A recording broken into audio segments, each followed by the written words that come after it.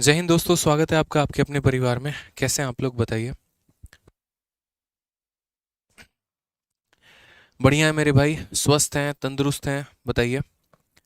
चलिए मेरे भाई, तो आज यहाँ पर अगर हम बात करते हैं तो काफ़ी ज़्यादा आप लोगों का बहुत एक हाई डिमांड था कि सर सीपीयू का मॉक टेस्ट करवाइए, सीपीयू का एक मॉक टेस्ट करवाइए। तो इसी वजह से जो है मेरे भाई, आप लोगों के लिए आज स्पेशल एक सीपीयू का मॉक टेस्ट भी हुआ है।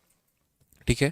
और फाउंडेशन बैच वाले बच्चों के लिए भी काफ़ी ज़्यादा ये फ़ायदेमंद हो जाएगा, क्योंकि काफ़ी टाइम से आप लोग पढ़ाई कर रहे हैं, तो मुझे ऐसा लगा कि एक बीच में मॉक टेस्ट होना चाहिए जो आपको खींच के वापस एक ट्रैक पर लेकर आ सके और जो आपको ये बताए कि देखिए अभी आपको कितने पढ़ने की आवश्यकता है। तो आपकी वीडियो जो है आज की बहुत बेनिफिशियल होगी। पूरे के पूरे वीडियो को देखिएगा, जितने भी क्वेश्चन हम आपको करवाएंगे उन सभी सवालों को लगाइएगा मेरे भाई। जितने आंसर आपसे आ सकते हैं उसका आंसर आप कमेंट बॉक्स में दीजिएगा, और जितने आंसर आपके नहीं आएंगे तो क्लास के बाद जब हम प्रिंटेबल पीडीएफ देंगे तो उससे आप उसको प्रॉपर तरीके से देखकर प्रैक्टिस करिएगा। आज की क्लास के सॉल्यूशन वाले जो पीडीएफ है वो भी हम आपको टेलीग्राम पर दे देंगे, तो आप बढ़िया तरीके से मेरे भाई जो है वो रिवाइज करना यहाँ पे। ठीक है।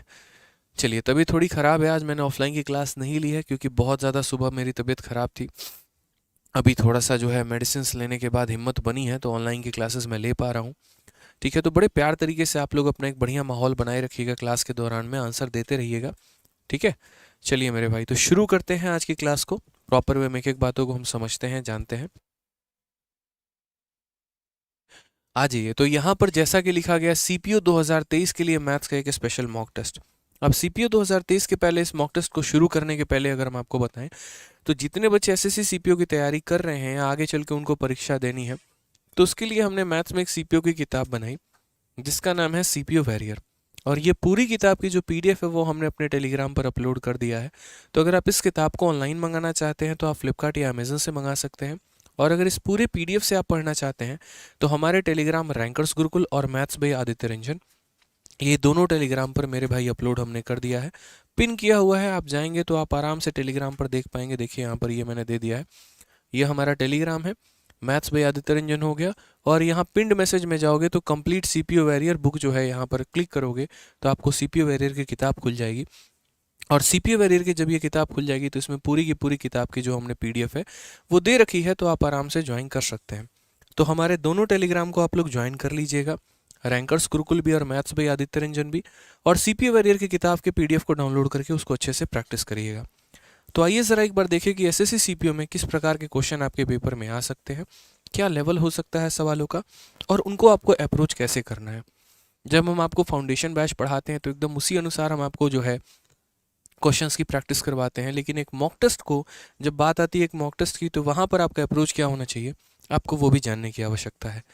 तो सबसे पहला सवाल है यहाँ पर क्वेश्चन नंबर 1। अच्छा, वीडियो के एंड में आपको ये भी बताना है कि आपने खुद से कितने सवालों को सही किया, कितने मेरे भाई आपके आंसर सही हुए और कितने आंसर आपके गलत हुए। ठीक है। अपना स्कोर भी जो है वो वीडियो के कमेंट बॉक्स में आपको दे देना है। ठीक है। तो थोड़ा सा यहाँ पर सबसे पहला क्वेश्चन नंबर 1 है, ज़रा इस सवाल को बनाइए। क्या कहा गया, ए बी और सी के वेतन का जो है वो 2, 3 और 4 के अनुपात में है।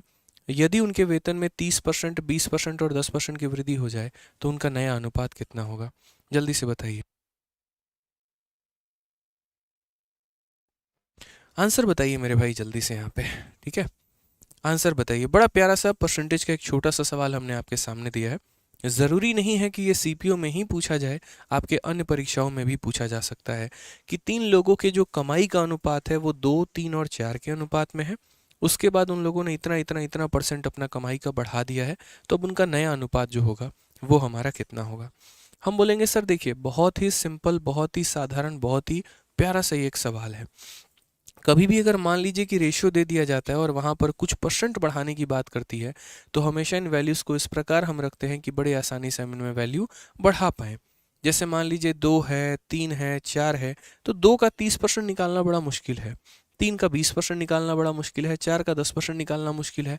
तो क्यों ना हम इनको एक ऐसी संख्या मान लें जिनका परसेंटेज निकालना आसान होगा। यानी 2 वाले को हम कितना मान लेते हैं तो 200, 3 वाले को कितना मान लेते हैं 300, और 4 वाले को कितना मान लेते हैं तो 400 यहाँ पे। ठीक है। यानी हम ऐसे कहते हैं कि मान लीजिए ये व्यक्ति का वेतन 200 है, अगले का वेतन हमारा 300 है, और उसका अगले का वेतन हमारा 400 है। क्वेश्चन में क्या कहा गया यहाँ पर, ये देखिए, तो बोला गया पहले का वेतन 30% से हमने बढ़ा दिया। कितने से बढ़ा दिया, तो 30% से हमने बढ़ा दिया। 200 का 30% कितना होता है? तो अगर हम बात करते हैं तो 200 का 30% अगर हम देखेंगे तो क्या होगा मेरे भाई, यहाँ पर जो है आंसर देखिए, तो बोलेंगे 30 का 2 गुना 60, यानी इसमें 60 बढ़ा दीजिए, इसमें 60 बढ़ा दीजिए तो कितना हो जाएगा, 260 हो जाएगा। ठीक है, मैं सीधा डायरेक्ट यहाँ लिख रहा हूँ। उसके बाद अगले में 20% आपने बढ़ाया है, 300 का 20% कितना होगा? तो अगर हम बात करते हैं तो 300 का जो 20% होगा, 20% जो होगा यहाँ पर, वो भी हमारा 60 होगा। तो इसमें 60 बढ़ा दीजिए तो कितना हो जाएगा, 360 हो जाएगा। ठीक है, उसके बाद कहा गया कि 10% की वृद्धि हो जाए, इसमें 10% आप बढ़ा दीजिए, तो मेरे भाई 400 का 10% आपका कितना होगा, तो 400 का 10% आपका हो जाएगा 40, यानी इसमें 40 बढ़ा देंगे तो 440 हो जाएगा। तो ये हमारा नया वाला वेतन का जो है मेरे भाई, ये क्या आ जाएगा, अनुपात हमारा आ जाएगा। अगर हम रेशियो की बात करते हैं तो यहाँ 0 0 0 हमारा खत्म हो गया, 2 से हम काटेंगे 13 बार में, 2 से काटेंगे 18 बार में, और 2 से काटेंगे 22 बार में, यानी 13:18:22 जो होगा वो हमारा क्या होगा, करेक्ट आंसर। कौन सा ऑप्शन होगा मेरे भाई, तो सी फॉर कहो ना प्यार है। ठीक है, कितना हो जाएगा मेरे भाई, तो सी फॉर कहो ना प्यार है। तो बहुत ही आसान सवाल है, बहुत ही प्यारा सवाल है, जिसका उत्तर आप दे सकते हैं। छोटी छोटी चीज़ें, पहला क्वेश्चन था इसीलिए मैंने थोड़ा डिटेल में बताया, बाकी आप अपने आप को जितना फास्ट रखेंगे आपके लिए उतना अच्छा होगा। और साथ में सभी वीडियो को लाइक भी करते रहें और मेरे भाई शेयर भी करते रहें। ठीक है, आ जाइए नेक्स्ट क्वेश्चन, क्वेश्चन नंबर 2 पर चलते हैं और क्वेश्चन नंबर 2 देखते हैं। थोड़ा सा एकदम यूनिक सवाल, थोड़ा सा हटके यहाँ पे। ठीक है, बहुत बच्चे इसे पहली बार देख रहे होंगे और सीपीओ में ये पूछा गया सवाल है। असल में सीपीओ क्या होता है मेरे भाई, यहाँ पर सीपीओ का जो पेपर होता है उनमें थोड़ा यूनिक क्वेश्चन हर बार पूछा जाता है, क्योंकि इनमें क्वेश्चंस की वैरायटी ज़्यादा होती है। नॉर्मल जितनी भी परीक्षा होती है उनमें 25-25 सवाल रहते हैं, लेकिन सीपीओ के पेपर में 50 सवाल पूछे जाते हैं। तो एक एग्जामिनर के पास ऑप्शन ज़्यादा हो जाता है यहाँ पर, कि वो जो है यहाँ पर पूरा प्रॉपर तरीके से आपको क्वेश्चन में वैरायटी अलग अलग दे सकता है। जैसे इस सवाल में कहा गया, यदि फोटोग्राफ शब्द में पीएच के स्थान पर एफ को लिखा जाता है तो अक्षरों की संख्या में कितने प्रतिशत की गिरावट होगी या कमी होगी, इस तरीके से पूछा जाए। 90% बच्चे इसका आंसर फटाक देना क्या करेंगे, ऑप्शन नंबर सी 10% आंसर देंगे। कारण हम बताते हैं, उनके ऊपर बस उनको ये लगेगा कि यार पीएच शब्द को हटा के एफ किया गया है। तो पहली बात, ये फोटोग्राफ शब्द में कितने लेटर हैं, 1 2 3 4 5 6 7 8 9 10।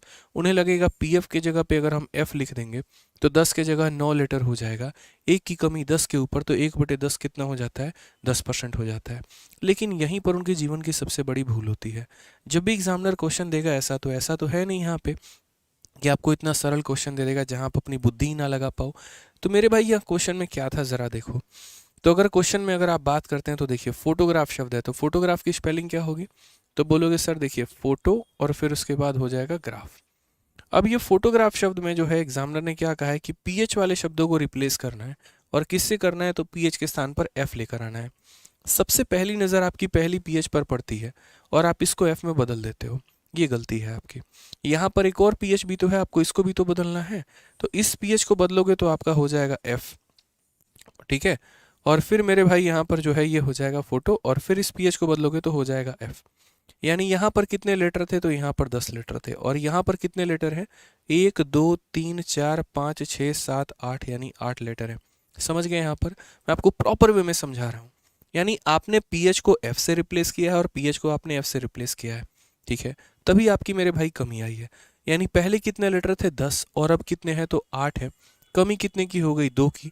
तो यानी परसेंटेज जो आएगा, आंसर कितना आएगा, 2 का कमी कितने के ऊपर मेरे भाई, 10 के ऊपर, इंटू कितना करेंगे, 100%। तो जाकर हमारा जो आंसर आएगा वो कितना आएगा, 20%। ऑप्शन नंबर ए जो होगा करेक्ट आंसर होगा।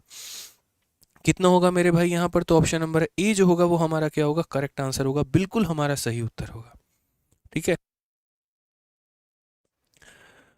आज ये चलिए नेक्स्ट क्वेश्चन हमारा प्रॉफिट एंड लॉस का है, और प्रॉफिट एंड लॉस का बड़ा प्यारा सा एक सवाल हो गया हमारा यहाँ पे।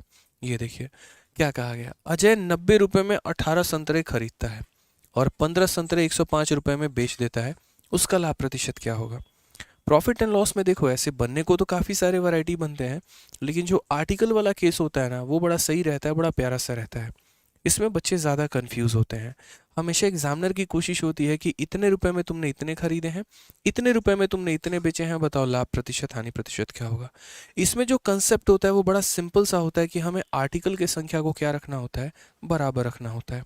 आर्टिकल की संख्या की अगर हम बात करें तो जैसे मान लीजिए एक तरफ हम सीपी रखेंगे, ठीक है, या सीपी छोड़िए, जीवन में सबसे बड़ा मेरे भाई क्या होता है, पैसा। तो यहाँ पर हम क्या करेंगे, तो यहाँ बोलेंगे सर सबसे आगे क्या रहेगा, तो पैसा रहेगा। उसके बाद मेरे भाई यहाँ पर क्या होगा, तो आर्टिकल की संख्या होगी।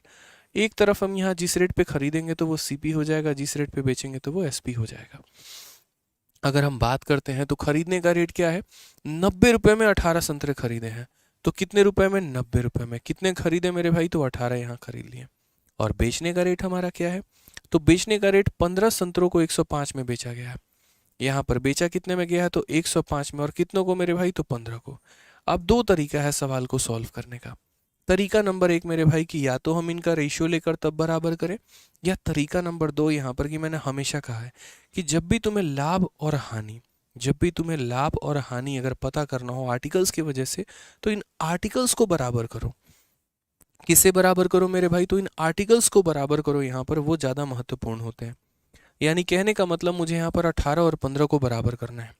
18 और 15 का जो एलसीएम होता है वो 90 होता है। तो यानी इसको मैं 5 से गुना करूंगा तो ये भी 5 से गुना होगा, और इसे मैं 6 से गुना करूंगा तो ये भी हमारा किससे गुना होगा, तो 6 से गुना होगा। तभी यहाँ 90 आर्टिकल खरीदे और 90 हमने बेच दिए। अब हमारे पास एक भी बचा हुआ नहीं है। अगर आर्टिकल आपके पास बच जाएगा तो वो आपके लिए ज़्यादा नुकसान है। तो मेरे भाई आर्टिकल को अपने पास बचा के मत रखिए, जितना भी आपने खरीदा है सारा का सारा सेल कर दीजिए, तभी एग्जैक्ट प्रॉफिट या लॉस आप बता पाएंगे। अगर आपके पास आर्टिकल बच गया तो नुकसान है। आपने खरीदा इतने में, आपने बेचा इतने में। जब भी आपको लाभ परसेंट कैलकुलेट करना होता है तो रेशियो से आपका काम चलता है। तो अगर आप देखेंगे मेरे भाई, तो 6 से आप इसे काटिए कितनी बार में, 15 बार में। 15 से आप काटेंगे कितनी बार में, तो 7 बार में। यानी आपने खरीदा 5 रुपए में और आपने बेचा 7 रुपए में। खरीदा 5 में है, बेचा 7 में है, तो मुझे यहाँ पर बताइए प्रॉफिट कितने का। खरीदा आपने 5 में है, बेचा आपने 7 में है। बोलेंगे सर 2 रुपए का लाभ है, और कितने के ऊपर है सर, तो 2 रुपए का लाभ 5 रुपए के ऊपर है, इंटू कितना हो जाएगा, तो 100%। यानी यहाँ पर अगर हम बात करेंगे तो बोलेंगे सर 40% जो है वो हमारा क्या है, एकदम वास्तविक उत्तर है। ऑप्शन नंबर जो डी होगा वो क्या होगा, करेक्ट आंसर होगा। चलिए जल्दी से डी से एक प्यारा सा वोकैबुलरी आप लोग कमेंट बॉक्स में बता दीजिए कि क्या वोकैबुलरी आपको लगता है यहाँ पर एक अच्छा सा, ठीक है, जल्दी से बताइए। हमेशा इस बात को ध्यान रखना मेरे भाई, पढ़ाई चाहे तुम कितनी भी कर लो, अगर तुम्हारा सिलेबस थोड़ा सा कंप्लीट हो रहा है तो मॉक टेस्ट ज़रूर देना है। एक होता है कि हम गधों वाली मेहनत करते हैं, और एक होता है कि नहीं यार हम मेहनत थोड़ा कम भी करें तो चलता है, लेकिन स्मार्ट लेबर होना चाहिए। मैंने जीवन में इतनी परीक्षाएं दी, ठीक है, मैंने एसएससी सीजीएल का पेपर, सीएचएसएल का पेपर, उसके बाद यहाँ पर जो है आईबी का पेपर दिया, और कई सारे पेपर से मुझे काफ़ी कुछ सीखने को मिला। अगर हम बात करें जो मैंने सीडीएस 3 बार निकाला है, तो कभी सीडीएस निकालने के लिए मेरा पूरा सिलेबस कंप्लीट ही नहीं था। मैं मैथ्स और इंग्लिश के आधार पर हर बार सीडीएस निकाल लेता था। जीएस में बस मुझे स्कोरिंग मार्क्स स्कोर करने होते थे, पासिंग मार्क्स स्कोर करने होते थे। लेकिन फिर भी जो एक रणनीति जो रहती थी मेरी, वो ये रहती थी यहाँ पे कि मैं जितना पढ़ूं पहले मैं उसको कंटेक्स्ट कर लूँ। यहाँ पे प्रॉब्लम बच्चों की आज के समय क्या होती है, रटना जानते हैं, खाली वीडियो देखेंगे, खाली मास्टर का वीडियो देख लिए, वो मास्टर का वीडियो देख लिए, वो टीचर का वीडियो देख लिए, लेकिन जब बात प्रैक्टिस करने की आती है आप वहाँ पर चूक जाते हैं। आप प्रैक्टिस नहीं करते हैं, ये आपकी सबसे बड़ी गलती है। बात जब मॉक टेस्ट देने की आती है तो चलो ज़्यादा हाईली मोटिवेट अगर हो गए तो मॉक टेस्ट दे दोगे, लेकिन उसके बाद कभी उसकी बैठ के एनालिसिस नहीं करोगे। मतलब ये वही बात हो गई कि डॉक्टर साहब ने कहा जाइए खून का जांच करवाइए, तो जाकर आप खून का जांच करवा दिए, और जांच करवाने के बाद ना आपने जांच की रिपोर्ट ली और ना आप दोबारा डॉक्टर से मिले, तो आपके जांच करवाने का फ़ायदा क्या था। आप जब उसको डॉक्टर को दिखाते, उसके बाद वो रिपोर्ट के अनुसार आपको दवाई देता, और उस हिसाब से अगर आपकी दवाई चलती मेरे भाई, तो आपका ज़्यादा फायदा होता। सेम मॉक टेस्ट भी है, सिर्फ मॉक टेस्ट देना जो है वो सबसे बड़ी कला नहीं होती है, सबसे बड़ी बात नहीं होती है। मॉक टेस्ट देने के बाद उसको एनालाइज करना वो सबसे बड़ी बात होती है कि ये हमारी कमियां थी और हमें इस पर काम करना है, हमें अपने स्कोर को बढ़ाना है। आज मैं 60 या 70 नंबर पे हूँ, यहाँ हूँ, ठीक है, और मुझे 60-70 नंबर से लेके 160-170 नंबर तक के सफ़र को तय करना है, ठीक है। अभी आप लोगों के सामने भी जस्ट अगले नेक्स्ट वीक के अंदर में एक बड़ा पर्सन, ज़बरदस्त पर्सन का इंटरव्यू आएगा जो सीजीएल में एमईए के पोस्ट पे सेलेक्टेड हैं, और वो हमारे ऑनलाइन बैच से ही हैं। ऑफलाइन में वो आए थे मिठाई विठाई लेके, और सारे बच्चों से वो मिलकर भी गए, ठीक है। ऑनलाइन में भी मैं उनका इंटरव्यू करूँगा इस सैटरडे संडे, उसके बाद आपको जो है नेक्स्ट वीक तक वीडियो मिल जाएगी। उनसे भी मैंने ये बात जो है जब वो बता रहे थे बच्चों को, तो उन्होंने की कहा कि सर हमने ज़्यादा कोशिशें जो ज़्यादा प्रैक्टिस की है वो मॉक टेस्ट से की हैं। अभी आप लोगों का जो है ना मेरे भाई लेवल, वो पता है कहाँ पे है? अभी आप लोग यहाँ पे हैं, ठीक है? जो फ्रेशर बच्चे हैं एकदम, जो तैयारी कर रहे हैं, वो एकदम यहाँ पर हैं, ठीक है? और जो टारगेट है ना, वर्दी जो रखी हुई है ना आपकी, आप ऐसे समझ लीजिए ऐसे, पहले आप यहाँ पढ़ाई करेंगे, अपना शेड्यूल बनाएंगे, 2 से 4 घंटे हमने पढ़ाई कर ली, उसके बाद यहाँ पर अपना थोड़ा सा वोकेबलरी पढ़ लिया, थोड़ा सा ग्रामर पढ़ लिया। अभी जीवन में जैसे एक तरफ पढ़ोगे तो फिर अगली तरफ फिर भूलोगे, फिर भूली हुई चीज़ों को फिर पढ़ना है, फिर संभालना है अपने आप को लेकर। तो जीवन में ऐसे पड़ाव करते करते करते करते तब जाकर अपने मंजिल पे पहुँचने वाले हो, और इनमें बहुत समय लगेगा। ये जो स्टेज है ना जीवन का, ये एक स्टेज नहीं है। जैसे मनुष्य का जो है एक शिशु अवस्था होता है, उसके बाद थोड़ा सा जो है युवा अवस्था होता है, फिर वृद्ध होता है। टोटल शेक्सपियर ने कहा कि there are 7 stages of life, जीवन के 7 स्टेज हैं। उसी तरीके से तैयारी के भी मेरे भाई 7-8 कई सारे स्टेज होते हैं।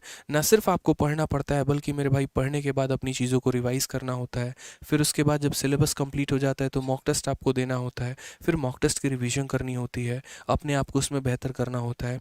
प्री क्वालिफाई करने के बाद आपको मेंस का पेपर देना होता है, आपको फिजिकल की तैयारी करनी होती है। तो 100 चीज़ें होती हैं, और यहाँ पर सफल वही व्यक्ति बन पाता है जो अपने आप को एक शेड्यूल में, एक रूटीन में मेरे भाई बांध के चलता है।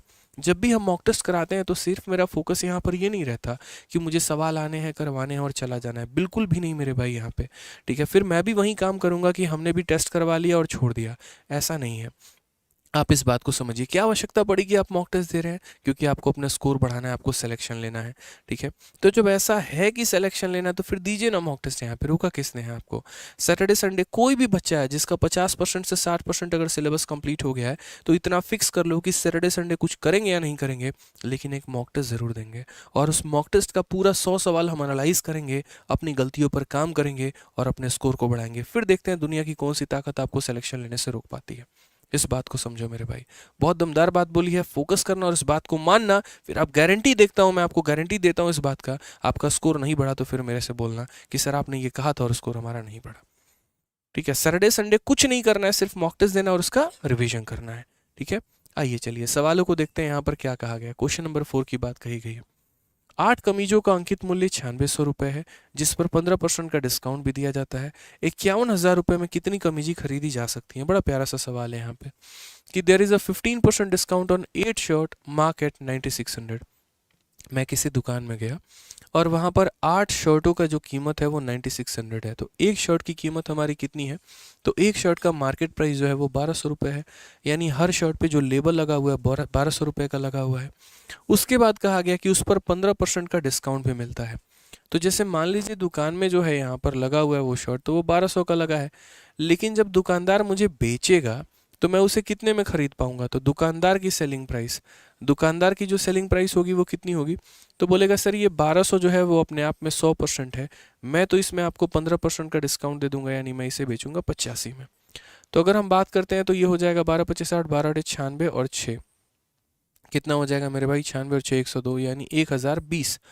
कितना हो जाएगा दोस्त यहाँ पर? तो 1020 हो जाएगा, यानी यहाँ पर जो है एक तरीके से हर एक शर्ट आपको कितने में मिलेगी? 1020 में मिलेगी। अब आप अपने मन में अटकलें लगाए बैठे हो कि यार मेरे पास 5100 रुपये हैं, तो मैं 5100 में कितनी शर्ट खरीद के लेके आ सकता हूँ? तो बहुत आसान है, एक शर्ट की कीमत कितनी है? तो 1020 है। मान लीजिए आप n शर्ट खरीद कर लाएंगे, तो 1020 इंटू एन हमारा कितना हो जाएगा? तो बोलेंगे सर 1020 इंटू एन हमारा 5100 रुपये हो जाएगा। यानी 1020 से अगर आप इसे काटेंगे तो कितनी बार में कटेगा? 5 बार में। तो एन की वैल्यू हमारी कितनी होगी? 5 होगी। यानी हम कितनी शर्ट लेकर आ सकते हैं? तो 5 शर्ट लेकर आ सकते हैं। ऑप्शन नंबर जो बी होगा मेरे भाई यहाँ पर, वो हमारा करेक्ट आंसर होगा, ठीक है? क्लियर है ये बात यहाँ पे? चलिए आ जाइए नेक्स्ट क्वेश्चन नंबर 5 देखते हैं। क्वेश्चन नंबर 5 क्या कहा है? एक बच्चा पूछ रहा है मॉक टेस्ट कहाँ से लगाएं? आपको जहाँ से इच्छा करे आप वहाँ से मॉक टेस्ट लगाइए। कोई भी कंपनी मार्केट में जो प्रीवियस ईयर का एक अच्छा मॉक टेस्ट आपको दे रही है, बढ़िया तरीके से सवाल उसमें खूबसूरत तरीके से दिए गए हैं, उसके सॉल्यूशन मेरे भाई यहाँ पर दिए गए हैं, जहाँ पर अच्छे से बच्चों का आपको रिजल्ट देखने को मिल जाता है, आपको अपना रैंक देखने को मिलता है और सुधार करने के मौके मिलते हैं, और बहुत बढ़िया इंटरफेस है। तो आप आराम से उस कंपनी का मॉक टेस्ट दीजिए, आपको बहुत बेनिफिशियल होगा। हर चीज़ का ध्यान रखना है यहाँ पे। आइए ठीक है, कहा गया यदि ये संख्या हमारी 132 द्वारा विभाज्य है तो पी का मान हमारा कितना होगा? हमने कहा ठीक है भाई, सही सवाल तुमने पूछ लिया, 132। अब यार ये डिविजिबिलिटी का क्वेश्चन है। अब 132 द्वारा विभाज्य का मतलब आप जानते हैं यहाँ पर क्या होता है? कहने का मतलब यहाँ पर मेरे भाई हो गया कि जो संख्या 132 से कटेगी वो पक्का यहाँ पर 4 से कटेगी ही कटेगी। वो पक्का हमारी किससे कटेगी, तो 4 से कटेगी ही कटेगी। समझ रहे हैं, जो भी संख्या हमारी 132 से कटेगी वो 4 से कटेगी। और दुनिया की जितनी भी संख्या जो 4 से कटती हैं उनके आखिरी के दो अंकों को हमें डिवाइड करके देखना होता है। तो यानी यहाँ पर 3p को मुझे किससे डिवाइड करना होगा, तो मेरे भाई यहाँ पर 4 से डिवाइड करना होगा। अब यहाँ पर अगर हम देखेंगे तो p के जगह पर हम 2 भी ले सकते हैं और p के जगह पर हम 6 भी ले सकते हैं। p के जगह पर अगर आप 3 लेंगे तो ये क्या बन जाएगा, 33 बन जाएगा, जो कि नहीं कटेगा। p के जगह पर अगर आप 4 लेंगे तो 34 बन जाएगा, जो कि नहीं कटेगा। यानी p के जगह पर आप 32 ले सकते हैं और p के जगह पर आप 36 ले सकते हैं, तो कटेगा। मैंने कहा यार मज़ा नहीं आया, ऐसे काम नहीं चलेगा। तो यहाँ पर इस 132 को अब मुझे थोड़ा सा डिटेल में तोड़कर और तब मुझे बनाना पड़ेगा। मैंने कहा यार देखो क्या होता है, दुनिया की कोई भी संख्या जो 132 से कटे तो इस 132 को हम कैसे तोड़ेंगे, तो ये 132 मेरे भाई 11 से विभाज्य होगा। 11 से कितनी बार में जाएगा, तो 12 बार में। यानी ये 11 से भी कटेगा और 12 से भी कटेगा। किससे कटेगा, 11 से भी कटेगा और ये 12 से भी कटेगा। क्लियर है ये बात यहाँ पे। यानी दुनिया की जितनी भी संख्या 132 से कटेंगे वो 11 और 12 दोनों से कटेंगे। तो पहले हम यहाँ पर नियम लगाएंगे मेरे भाई 12 का। ठीक है, यहाँ पर रूल ऑफ 12। 12 के लिए कोई स्पेशल रूल हमें नहीं लगाना है। यानी दुनिया की जितनी भी संख्या जो 12 से कटती है तो 12 से कटने के लिए उसको 4 से और 3 से दोनों से कटना चाहिए। ठीक है, यानी दुनिया की जितनी भी संख्या 12 से कटेगी वो 4 से भी कटेगी और 3 से भी कटेगी। तो जो ये सवाल है हमारा 6 हो गया, 3 हो गया, डबल 6 हो गया मेरे भाई, यहाँ पर 3 हो गया और 3 हो गया। अब यहाँ p हो गया। p की जगह पर मुझे एक ऐसा मान लेना है जिसके कारण ये 4 से भी कट जाए और 3 से भी कट जाए। मैंने कहा यार 4 का नियम क्या होता है, आखिरी के दो अंक। यानी मुझे आखिरी के दो अंकों को काटना है। आखिरी के दो अंकों को काटना है तो मैं यहाँ पर जो है किससे काटूंगा, तो जैसे मानो p की जगह पर या तो मैं 2 ले सकता हूँ, नहीं तो मैं 6 ले सकता हूँ। तो यहाँ पर हो जाएगा 6 3 6 6 3 3 2, या तो ये हो सकता है और नहीं तो 6 3 6 6 3 3 कितना हो जाएगा, 6 हो जाएगा मेरे भाई। यानी अगर मुझे इस संख्या को 4 से विभाजित करना है तो 4 का 8 गुना 32, 4 का 9 गुना 36। यानी p के जगह पे या तो 2 ले सकते हैं, नहीं तो कितना ले सकते हैं, 6 ले सकते हैं। तो ये हमारा किसका नियम चेक हो गया, 4 का। अब किसका नियम चेक करना है, 3 का। यानी जो भी संख्या हमारी 3 से कटेगी तो क्या होगा कहानी, 3 से कटेगी तो ये भी 3 से कटेगा, ये भी कटेगा, ये भी कटेगा, ये भी कटेगा, ये भी कटेगा, ये भी कटेगा, लेकिन ये 3 से नहीं कटेगा। और अगर नहीं कटेगा तो 2 मान लेना हमारा क्या हो गया, बेकार हो गया। यहाँ देखिए तो ये कटेगा, 3 से ये कटेगा, ये कटेगा, ये कटेगा, ये भी, ये भी, ये भी, यानी ये कट जाएगा। यानी सही ऑप्शन कौन सा होगा, तो ऑप्शन नंबर डी होगा, ना कि मेरे भाई ऑप्शन नंबर बी होगा। तो ये छोटी सी बात आपको समझनी थी।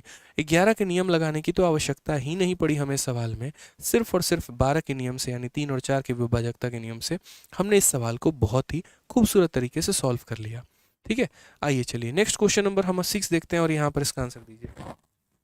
ठीक है, विभाजकता वो बड़ा प्यारा सा सवाल है। यहाँ पे एक बात ध्यान रखिएगा, आज के मॉक टेस्ट में कोई भी बच्चा जो है यहाँ पर सेशन को छोड़कर नहीं जाएगा और बहुत सीरियस वे में देखेगा। जितनी भी बातें मैं क्लास के बीच में बोलने वाला हूँ वो आपके लिए काफ़ी फ़ायदेमंद होंगी। ठीक है, हो सकता है कुछ बच्चों का सिलेबस पूरा कंप्लीट ना हो, लेकिन मेरे भाई यहाँ पर जो टॉपिक आपका कंप्लीट है अगर उसका क्वेश्चन आएगा तो उनमें सवालों को बनाने की चेष्टा ज़रूर करिएगा।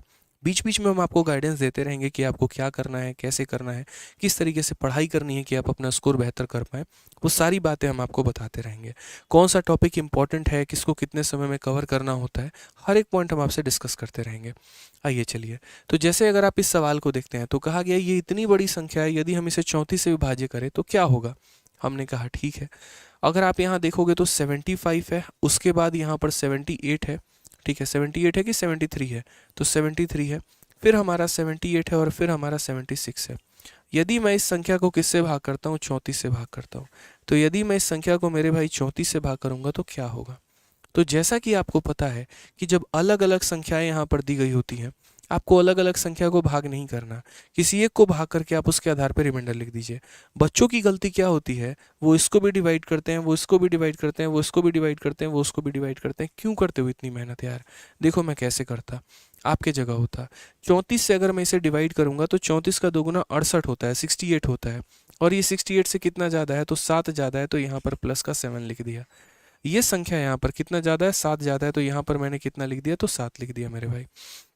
ये हमारा 75 से ये 2 कम है, तो रिमाइंडर भी हमारा इससे 2 कम यानी 5 होगा। इससे ये 5 ज़्यादा है, तो यहाँ पर इससे 5 ज़्यादा यानी 10 होगा। उसके बाद यहाँ पर इससे ये 2 कम है, तो 10 से 2 कम हमारा कितना होगा, तो 8 होगा। ठीक है, अब हम क्या करते हैं, जब भी ऊपर वाली संख्या ऐसी आ गई, 7 इंटू 5 हमारा 35 हो जाएगा और 10 इंटू 8 हमारा 80 हो जाएगा, और इसे हम वापस से 34 से भाग करेंगे। जब 34 भाग करेगा तो यहाँ पर हर एक संख्या को डिवाइड कर दो। 34 से जब आप इसमें डिवाइड करोगे तो रिमाइंडर हमारा +1 आएगा, और यहाँ 34 का 2 गुना 68 होता है। ठीक है, तो रिमाइंडर यहाँ कितना आ जाएगा, तो 12 आ जाएगा। 12 इंटू 1 हमारा कितना हो जाएगा, 12। यदि हमारा रिमाइंडर दोस्त ज़्यादा आता है ना, उस केस में डिवाइज़र उसको वापस से भाग करता है। इसीलिए कभी भी जीवन में ऐसा संभव नहीं हुआ, ठीक है, कभी भी ऐसा संभव नहीं हुआ मेरे भाई कि रिमाइंडर जो है वो डिवाइज़र से ज़्यादा आ जाए, यानी शेषफल हमारा भागफल से या भाजक से जो है वो कभी भी ज़्यादा आ जाए। कभी भी हमारा शेषफल हमारे भाजक से ज़्यादा नहीं आ सकता है। अगर आ रहा है तो आप उसको डिवाइड वापस से करिए। ठीक है, तो क्लियर है ये मेरे भाई सवाल यहाँ पे। आज ये चलिए नेक्स्ट क्वेश्चन की बात करते हैं, अगला सवाल देखते हैं। बहुत ही छोटू मोटू क्वेश्चन है, और पसंद आते रहे तो वीडियो को लाइक करते रहिएगा मेरे भाई आप लोग। ठीक है, हाँ जी चलिए, तो बड़ा प्यारा सा सवाल है। हमसे कहा गया फाइंड द HCF ऑफ। देखो बचपन में ऐसी संख्या हमसे पूछी जाती थी, ये इस तरह के सवाल पूछे जाते थे कि लघुत्तम समावर्तक क्या होता है, महत्तम समावर्तक क्या होता है, इसका लघुत्तम समावर्तक पता करो, इसका महत्तम समावर्तक पता करो। लेकिन हमने जो HCF निकालने को दिया है ना, वो हमने एक फ्रैक्शन का दिया है, तो आप कैसे कैलकुलेट करेंगे? इसके लिए दो बात आपको जाननी आवश्यकता है। जैसे मान लीजिए, जानने की आवश्यकता है मेरे भाई, जैसे मान लीजिए A/B है, यहाँ पर C/D है, फिर उसके बाद यहाँ पर E/F है। तो दो बातें होती हैं। पॉइंट नंबर 1, एक तो एलसीएम कहा जाता है इनका निकालने का, कि A/B, C/D और E/F का मेरे भाई एलसीएम बता दो, लघुत्तम समावर्तक बता दो। और दूसरा यहाँ पर क्या होता है, तो HCF होता है, जो कि हमसे कहा जाता है कि A/B, C/D और E/F का क्या बताइए, तो यहाँ पर HCF बताइए। आपको परेशान नहीं होना है जीवन में, कभी भी दुखी नहीं होना है, कभी परेशान नहीं होना है। बहुत सिंपल सी बात है, और आज ही ये बात आप लोग याद भी कर लेंगे कि अगर हम मान लीजिए बट्टे में HCF निकाल रहे हैं या एलसीएम निकाल रहे हैं, तो ये जो ऊपर वाली संख्या हो गई, मुझे ऊपर वाली संख्याओं का क्या लेना है, एलसीएम लेना है। अगर आप एलसीएम निकाल रहे हैं तो आप एलसीएम ही निकालिए, लेकिन किसका मेरे भाई, तो ऊपर वाली संख्याओं का, यानी A, E, का। तो A, C, E का हमने क्या निकाला, एलसीएम निकाल लिया। अब जो नीचे बच गई तो क्या करेंगे, तो नीचे वालों का हम HCF निकालेंगे। नीचे वालों का क्या निकालेंगे, तो नीचे वालों का हम HCF निकालेंगे, यानी D, E, ठीक है। BDF का मेरे भाई क्या आएगा, तो यहाँ पर B हो गया, D हो गया और F हो गया, इनका क्या लेंगे, तो HCF। यानी अगर LCM निकालते हो तो ऊपर LCM आएगा, नीचे क्या आएगा, HCF आएगा। और यदि आप HCF निकालते हो तो ऊपर हमारा क्या आएगा मेरे भाई, तो ऊपर हमारा HCF आ जाएगा, और किसका किसका, तो A का, C का और E का। और यहाँ नीचे किसका मेरे भाई, यहाँ पर तो नीचे हमारा हो जाएगा B का, D का और F का यहाँ पे। यानी अगर आप क्या करेंगे, फिर से रिपीट कर देता हूँ बहुत शॉर्ट में, ठीक है। चलिए, तो फिर से हम रिपीट कर देते हैं आप लोगों के लिए, बड़े ध्यान से समझिएगा। यदि आपको कभी भी किसी भी फ्रैक्शन का HCF और LCM निकालना है, जैसे A/B, C/D, E/F का, तो अगर आपको उसका LCM निकालना है, अगर आपको उसका LCM निकालना है तो ऊपर वाले का क्या निकालना होता है, LCM, और मेरे भाई नीचे वालों का क्या निकालना होता है, तो HCF निकालना होता है। और इसका रिवर्स अगर हम देखें, अगर मान लीजिए किसी भी फ्रैक्शन का मुझे HCF निकालना होगा, तो ऊपर वाले का मैं क्या निकालूंगा, HCF, और नीचे वाले का क्या निकालूंगा, LCM। ठीक है, एलसीएम निकालना है तो ऊपर वाले का एलसीएम, नीचे वाले का एचसीएफ, और एचसीएफ निकालना है तो मेरे भाई ऊपर वाले का एचसीएफ, नीचे वाले का एलसीएम। पसंद आए तो वीडियो को लाइक और चैनल को सब्सक्राइब जरूर करिएगा। ठीक है, आइए चलिए तो नेक्स्ट पॉइंट पढ़ते हैं। इसी के ऊपर एक क्वेश्चन हम लोग देख लेते हैं कि ये क्वेश्चन हमारा है और यहाँ पर इस क्वेश्चन का आंसर हमारा कितना होगा। ठीक है,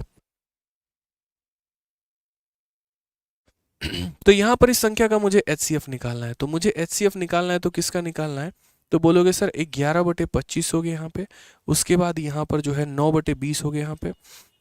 नेक्स्ट पॉइंट अगर हम करते हैं तो 16/15 हो गया, और यहाँ पर जो है कितना हो जाएगा, तो 10/33 हो जाएगा। कितना हो जाएगा, तो 10/33 हो जाएगा। अब अगर हम बात करते हैं यहाँ पर कि इनका HCF या LCM हम कैसे निकालें, आप क्या निकालने की बात करते हैं, HCF, तो ऊपर वालों को क्या निकालिए, HCF निकालिए। ऊपर वालों को क्या निकालिए, HCF, 11, 9, 16, 10, और नीचे वालों का क्या निकालिए, तो नीचे वालों का निकालिए LCM। LCM कितना होगा, तो 25 हो गया, 20 हो गया, 15 हो गया, 33 हो गया। ठीक है, HCF का मतलब क्या होता है, ये वो संख्या मेरे भाई जिससे यहाँ पर क्या हो, ठीक है, सबसे छोटी से छोटी संख्या जो हर किसी को विभाजित करे, छोटी से छोटी संख्या जो हर किसी को विभाजित करे। यानी एक ऐसी संख्या का आपको पता लगाना है जो 11 को, 9 को, 16 को, 10 को, हर किसी को काटती है। तो वो संख्या 1 होगी। छोटी से छोटी होनी चाहिए तो 1 होगी। 1 हमारा इसको भी कॉमन तरीके से काट दिया। अगर इनके बीच में कोई कॉमन फैक्टर होता है, जैसे मानो 2 रहता है, इसको भी डिवाइड करे, इसको भी करे, इसको भी करे, इसको भी करे, तो आंसर कितना लेते? 2 लेते। यहाँ पर मेरे भाई जो है 1 हमें मिला क्योंकि कोई भी कॉमन फैक्टर नहीं था, तो ऊपर में कितना आएगा? तो 1 आएगा। और नीचे की यदि हम बात करते हैं तो एलसीएम, एलसीएम का मतलब वो बड़ी से बड़ी संख्या जो हर किसी से कट जाए।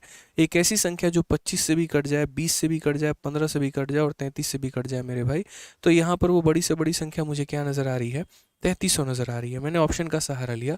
मैंने कहा 3300 ऐसी संख्या है कि अगर मैं 25 से भी काटूंगा तो भी कट जाएगा, 20 से भी काटूंगा तो भी कट जाएगा, और यहाँ 15 से भी काटूंगा तो भी, और 33 से भी काटूंगा तो भी। यानी कितना हो जाएगा? 1/3300।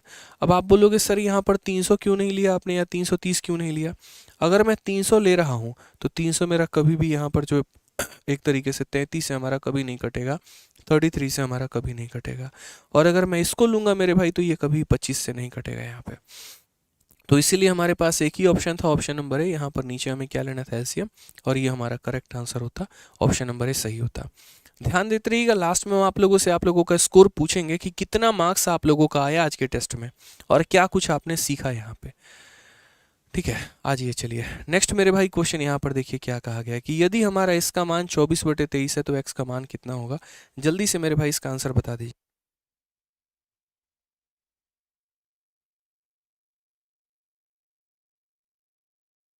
जल्दी से बता दीजिए मेरे भाई। यहाँ पर एक बच्चा पूछ रहा है सर टाइमिंग क्या है? देखिए शिवेंद्र, हमारी रोज रात 8:30 बजे क्लास चलती है और सिर्फ आज की क्लास में हम आपको सीपीओ का मॉक टेस्ट करवा रहे हैं। उसके बाद कल की क्लास में हम आपको एमटीएस में टॉप 30 क्वेश्चन करवाएंगे। अभी जो एमटीएस का आपका पेपर हुआ है और एमटीएस की हमारी आंसर की आई है, तो उसमें काफ़ी बढ़िया बढ़िया कुछ सवाल हमारे पूछे गए हैं। तो कल की क्लास में आपको एमटीएस के टॉप 30 क्वेश्चन करवाए जाएंगे और परसों में आपका फाउंडेशन बैच में वापस से सिंपल इंटरेस्ट जो हमारा स्टार्ट होने वाला था वो परसों से मेरे भाई स्टार्ट होगा। स्टार्ट तो आज ही से होने वाला था, लेकिन हमने कहा नहीं, पहले सीपीओ ज़्यादा ज़रूरी है, बच्चे इसका वेट कर रहे होंगे, उनका पेपर होगा, पहले ये करवा देते हैं। फिर ये करवाने के बाद कल एमटीएस का पेपर करवा देंगे जो कि सबके लिए फ़ायदेमंद होगा। और उसके बाद तब आपका सिंपल इंटरेस्ट के साथ हम फाउंडेशन बैच शुरू करेंगे। आंसर दीजिए। आप यहाँ पर क्या बोलेंगे? बोलेंगे सर क्यों इतनी मेहनत करते हैं? दो तरीके हैं सवाल को सॉल्व करने के। एक तो जैसे बाकी लोग बेसिक की तरह जाते हैं तो आप भी बेसिक की तरह चल जाइए, और नहीं तो सर दूसरा अपना खोपड़ी का इस्तेमाल करिए, अपने ब्रेन का इस्तेमाल करिए। आप यहाँ ऑप्शन इस्तेमाल करके सर इसको सॉल्व करके देख लीजिए ना, सबसे बढ़िया ऑप्शन है। ऑप्शन यहाँ रखिए और देखिए किस ऑप्शन पे यहाँ 24/23 आ रहा है। क्योंकि सर एग्जामिनर को क्या फ़र्क पड़ता है कि आपने उसको सॉल्व किया कि बाई ऑप्शन का है। यानी इस सवाल को अगर मुझे सॉल्व करना है तो मैं यहाँ पर देखूंगा कि x की एक ऐसी संख्या लेनी होगी जो 529 को काटे। क्या 15 529 को काट रहा है? तो बिल्कुल भी नहीं। क्या 47 529 को काट रहा है? तो बिल्कुल भी नहीं। हाँ काट रहा है मेरे भाई। यानी अगर हम जाएंगे तो 47 अगर हम यहाँ रखते हैं, 47 अगर हम रखेंगे तो 47 से कटेगा, तो 47 से एक बार में 47 कट जाएगा। और फिर उसके बाद मेरे भाई यहाँ पर कितना नहीं, 47 से कटेगा, नहीं कटेगा। 47 से फिर मेरे भाई 59 आ जाएगा जो कि नहीं कटेगा, यानी ये हमारा गलत हो गया। फिर उसके बाद हम यहाँ 27 देखते हैं। तो अगर मान लीजिए x की जगह पे 27 हम लेते हैं तो 27 का एक गुना कितना हो जाता? 27। और फिर उसके बाद यहाँ पर कितना बच जाता? 25 बच जाता, 259 बच जाता। कितना बच जाता मेरे भाई? 259 बच जाता। अगर हम 259 को देखते हैं तो क्या 529 है ना, 47 से एक बार में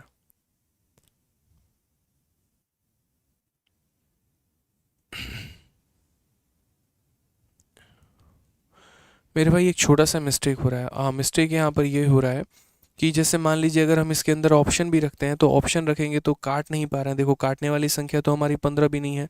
47 से अगर मैं इसे काटना चाहूँ तो भी नहीं कटेगा, 27 से काटना चाहूँ तो भी नहीं कटेगा। यानी एक काम करते हैं, हम यहाँ पर ऑप्शंस को लेकर चलते हैं।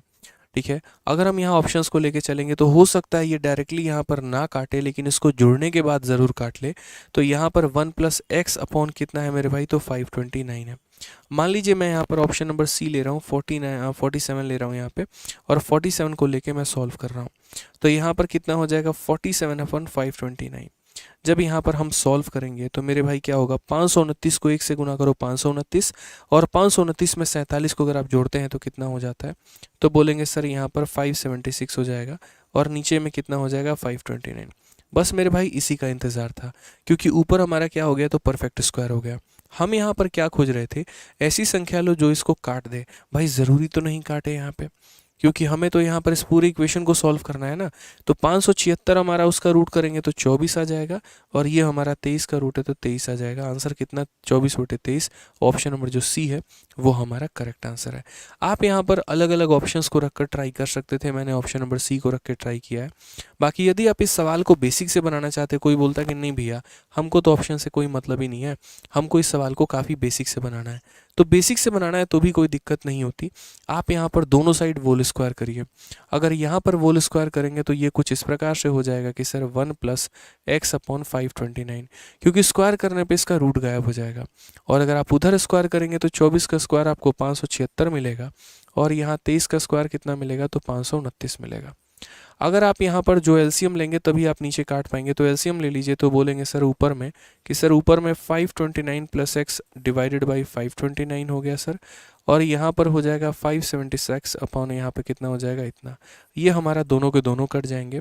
और x की अगर रही बात मेरे भाई मान की, तो जब आप इससे इसको घटाओगे तो आंसर कितना आएगा, तो 47 आएगा। ऑप्शन नंबर सी फॉर कहो ना प्यार है। ठीक है, तो ये छोटी छोटी बातों का आपको ध्यान रखना है कि बाई ऑप्शन भी आप जा सकते थे और यहाँ पर बाई होल स्क्वायर भी आप सॉल्व कर सकते थे। आज ये क्वेश्चन नंबर 9 देखिए, बड़ा प्यारा अलजेब्रा का एक छोटा सा सवाल, और आपके सामने ये सीपीओ में ऑलरेडी पूछा जा चुका है, और मैं कहता हूँ मेरे भाई दोबारा से यहाँ पर ये पूछा भी जाएगा। देखते हैं यहाँ पर इसका आंसर कितने बच्चे दे पाते हैं। ठीक है, आज के सेशन में जितने भी हम सवाल करवाएंगे उसका प्रिंटेबल पीडीएफ हम टेलीग्राम पर डाल देंगे। तो प्रिंटेबल पीडीएफ को कायदे से मेरे भाई डाउनलोड कर लेना, और डाउनलोड करने के बाद प्रॉपर तरीके से उसका रिवीजन करना आप। ठीक है, तो प्रिंटेबल पीडीएफ को डाउनलोड करके अच्छे से उसकी प्रैक्टिस करना, तभी सीपीओ का जो असल लेवल है, जो वास्तविक लेवल है मेरे भाई, उसको पता लगा पाओगे और सॉल्व कर पाओगे। अब यहाँ पर क्या पता करना है, इसकी वैल्यू पता करनी है। मैंने कहा धरती का सबसे आसान काम है ये, पता है क्यों? देखो, आप लोग छोटी छोटी बातों को समझो। अगर कल के दिन भविष्य में x Q plus 1 upon x cube अगर आपको निकालने को बोले, तो इसके लिए सबसे पहले इसका बेस वैल्यू पता होना ज़रूरी है, यानी x प्लस 1 अपॉन एक्स पता होना ज़रूरी है। लेकिन वहीं पर अगर एग्जामिनर कुछ इस प्रकार का क्वेश्चन पूछ दे कि x प्लस 2 का क्यूब और यहाँ 1 अपॉन एक्स प्लस 2 का क्यूब, आप मुझे यहाँ पर इसका मान बताइए। तो यहाँ इसका मान बताने के लिए यहाँ ऊपर में कितना है, तो ऊपर में x प्लस 2 है, और यहाँ पर कितना है, तो 1 अपॉन एक्स प्लस 2 है। हमें इसका मान बताना पड़ेगा। क्या करना पड़ेगा, तो हमें इसका मान बताना पड़ेगा। यानी अगर पावर 3 और 3 है मेरे भाई, तो यहाँ क्यूब बताने के पहले हमें क्या बताना होगा, तो उसका बेस फॉर्मेट बताना होगा। तो छोटी छोटी बातों का ध्यान रखिए कि कभी भी अगर जिस संख्या का क्यूब चाहिए, जिस संख्या का स्क्वायर चाहिए, तो हमें उसका बेस बनाना पड़ेगा। आज मुझे यहाँ पर a-5 और a-5 यानी इसका चाहिए। अगर मैं देखूंगा तो ये वाली संख्या के स्थान पर मेरे भाई यहाँ ऑलरेडी a- ये देखो ये दे रखा है, इसके स्थान पे यहाँ पर ऑलरेडी ये हमारा दे रखा है। तो यहाँ ऊपर में मुझे क्या पता करना होगा, a-5। तो यहाँ पर भी मैं क्या बनाऊंगा, a-5, यानी ऊपर वाली जो संख्या हमारी दी गई है, तो बोलेंगे सर a अपॉन a-5 दिया गया है सर, और ये वैल्यू हमारी कितनी है, तो ये वैल्यू हमारी 10 है। यहाँ 5 माइनस कर लेंगे तो कितना हो जाएगा तो ये हमारा कुछ इस प्रकार से हो जाएगा। ठीक है, और यहाँ 10 में से 5 माइनस कर लेंगे तो हमारा कुल मिलाकर ये इतना हो जाएगा। ठीक है दोस्त, यहाँ पे कहीं कोई परेशानी की बात है बताइए। तो a-5 माइनस 1 अपॉन a-5 की वैल्यू दी गई है। अब मुझे क्या करना है, तो इसका क्यूब करना है। तो यहाँ पर अगर हम बात करते हैं तो इसका क्यूब जब हम करेंगे, कभी भी अगर हम संख्या का मेरे भाई क्यूब करेंगे, तो यहाँ पर क्यूब करते वक्त यहाँ पे प्रॉपर तरीके से, ठीक है, क्यूब करते वक्त यहाँ पे जो है क्यूब करते वक्त क्या करेंगे, तो बोलेंगे सर देखिए x माइनस 1 अपॉन एक्स की वैल्यू n है। जैसे मान लीजिए मैं फिर से कह रहा हूँ x माइनस 1 अपॉन एक्स की वैल्यू n है, तो x cube minus 1 upon x cube की वैल्यू हमारी कितनी होगी, एन क्यूब प्लस 3n होगी। यहाँ पे कितनी होगी, एन क्यूब प्लस 3n होगी। तो ये हमारा n का क्यूब हो जाएगा और प्लस 3 इंटू n हो जाएगा। तो यहाँ बोलेंगे 125 में 15 जोड़ेंगे कितना हो जाएगा, 140। ये हमारा करेक्ट आंसर है। ऑप्शन नंबर ए जो होगा वो हमारा बिल्कुल सही उत्तर होगा। कौन सा ऑप्शन होगा, तो ऑप्शन नंबर ए जो होगा वो मेरे भाई बिल्कुल बिल्कुल बिल्कुल सही उत्तर होगा। आ जाइए जल्दी से नेक्स्ट क्वेश्चन पर आंसर चलते हैं। तो हमेशा छोटी सी बात का ध्यान रखना कि जो भी तुम्हें बनाना होगा उसका बेस फॉर्मेट लेकर आ जाओ। ठीक है, क्लियर है ये बात यहाँ पे? हाँ,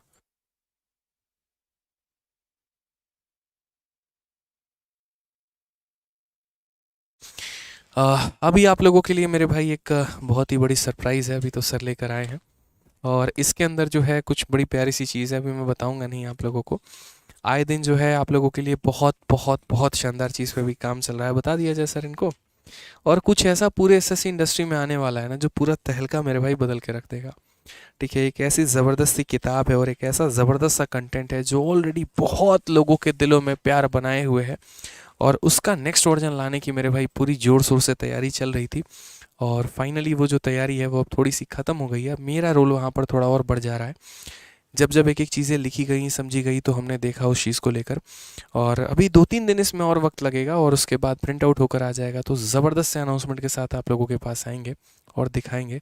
मतलब एक ऐसा गेम चेंजर है, पूरे इतिहास को बदलने वाला। अगले 5 साल 10 साल तक आप यूँ कह सकते हैं कि आपको इसके अलावा किसी और चीज़ की आवश्यकता ही नहीं पड़ेगी। ठीक है, ये मैथ्स का ही कोई कंटेंट है, किसी और सब्जेक्ट का नहीं है। ठीक है, अब क्या है कैसे है वो अभी कुछ भी नहीं बताऊंगा, सीधा आपको सरप्राइज़ मिलेगा। ठीक है, बहुत सारी चीज़ें इसके लिए प्लानिंग है और कई महीनों से मैं इसके ऊपर मेहनत कर रहा हूँ। हमारी पूरी टीम एफर्ट लगाए हुए है, एक एक चीज़ को पिरो रहे हैं एकदम तरीके से। ज़्यादा पन्नों की नहीं है, लेकिन हर एक शब्द जो उसके ऊपर लिखा जा रहा है ना, वो ऐसा है कि बच्चे को किस तरीके से फ़ायदा पहुंचाया जा सके। तो जब ये आएगी ना तो देखिएगा ज़रूर। ठीक है, नाम नहीं रिवील किया सर, प्राइवेट। ठीक है, गेस आप लोग कर लेना। चलो आप लोगों को देता हूँ, कमेंट बॉक्स में गेस कर लेना क्या है क्या नहीं है। ठीक है, जो शब्द है मेरे बड़े ध्यान से समझिएगा आप लोग, जो मैंने कहा था उसको दोबारा से सुन लीजिएगा, आपको पता चल जाएगा। ठीक है, सब्र करो, तहलका होने वाला है, आग लगने वाली है, बस यहाँ पे इतना बोलूँगा।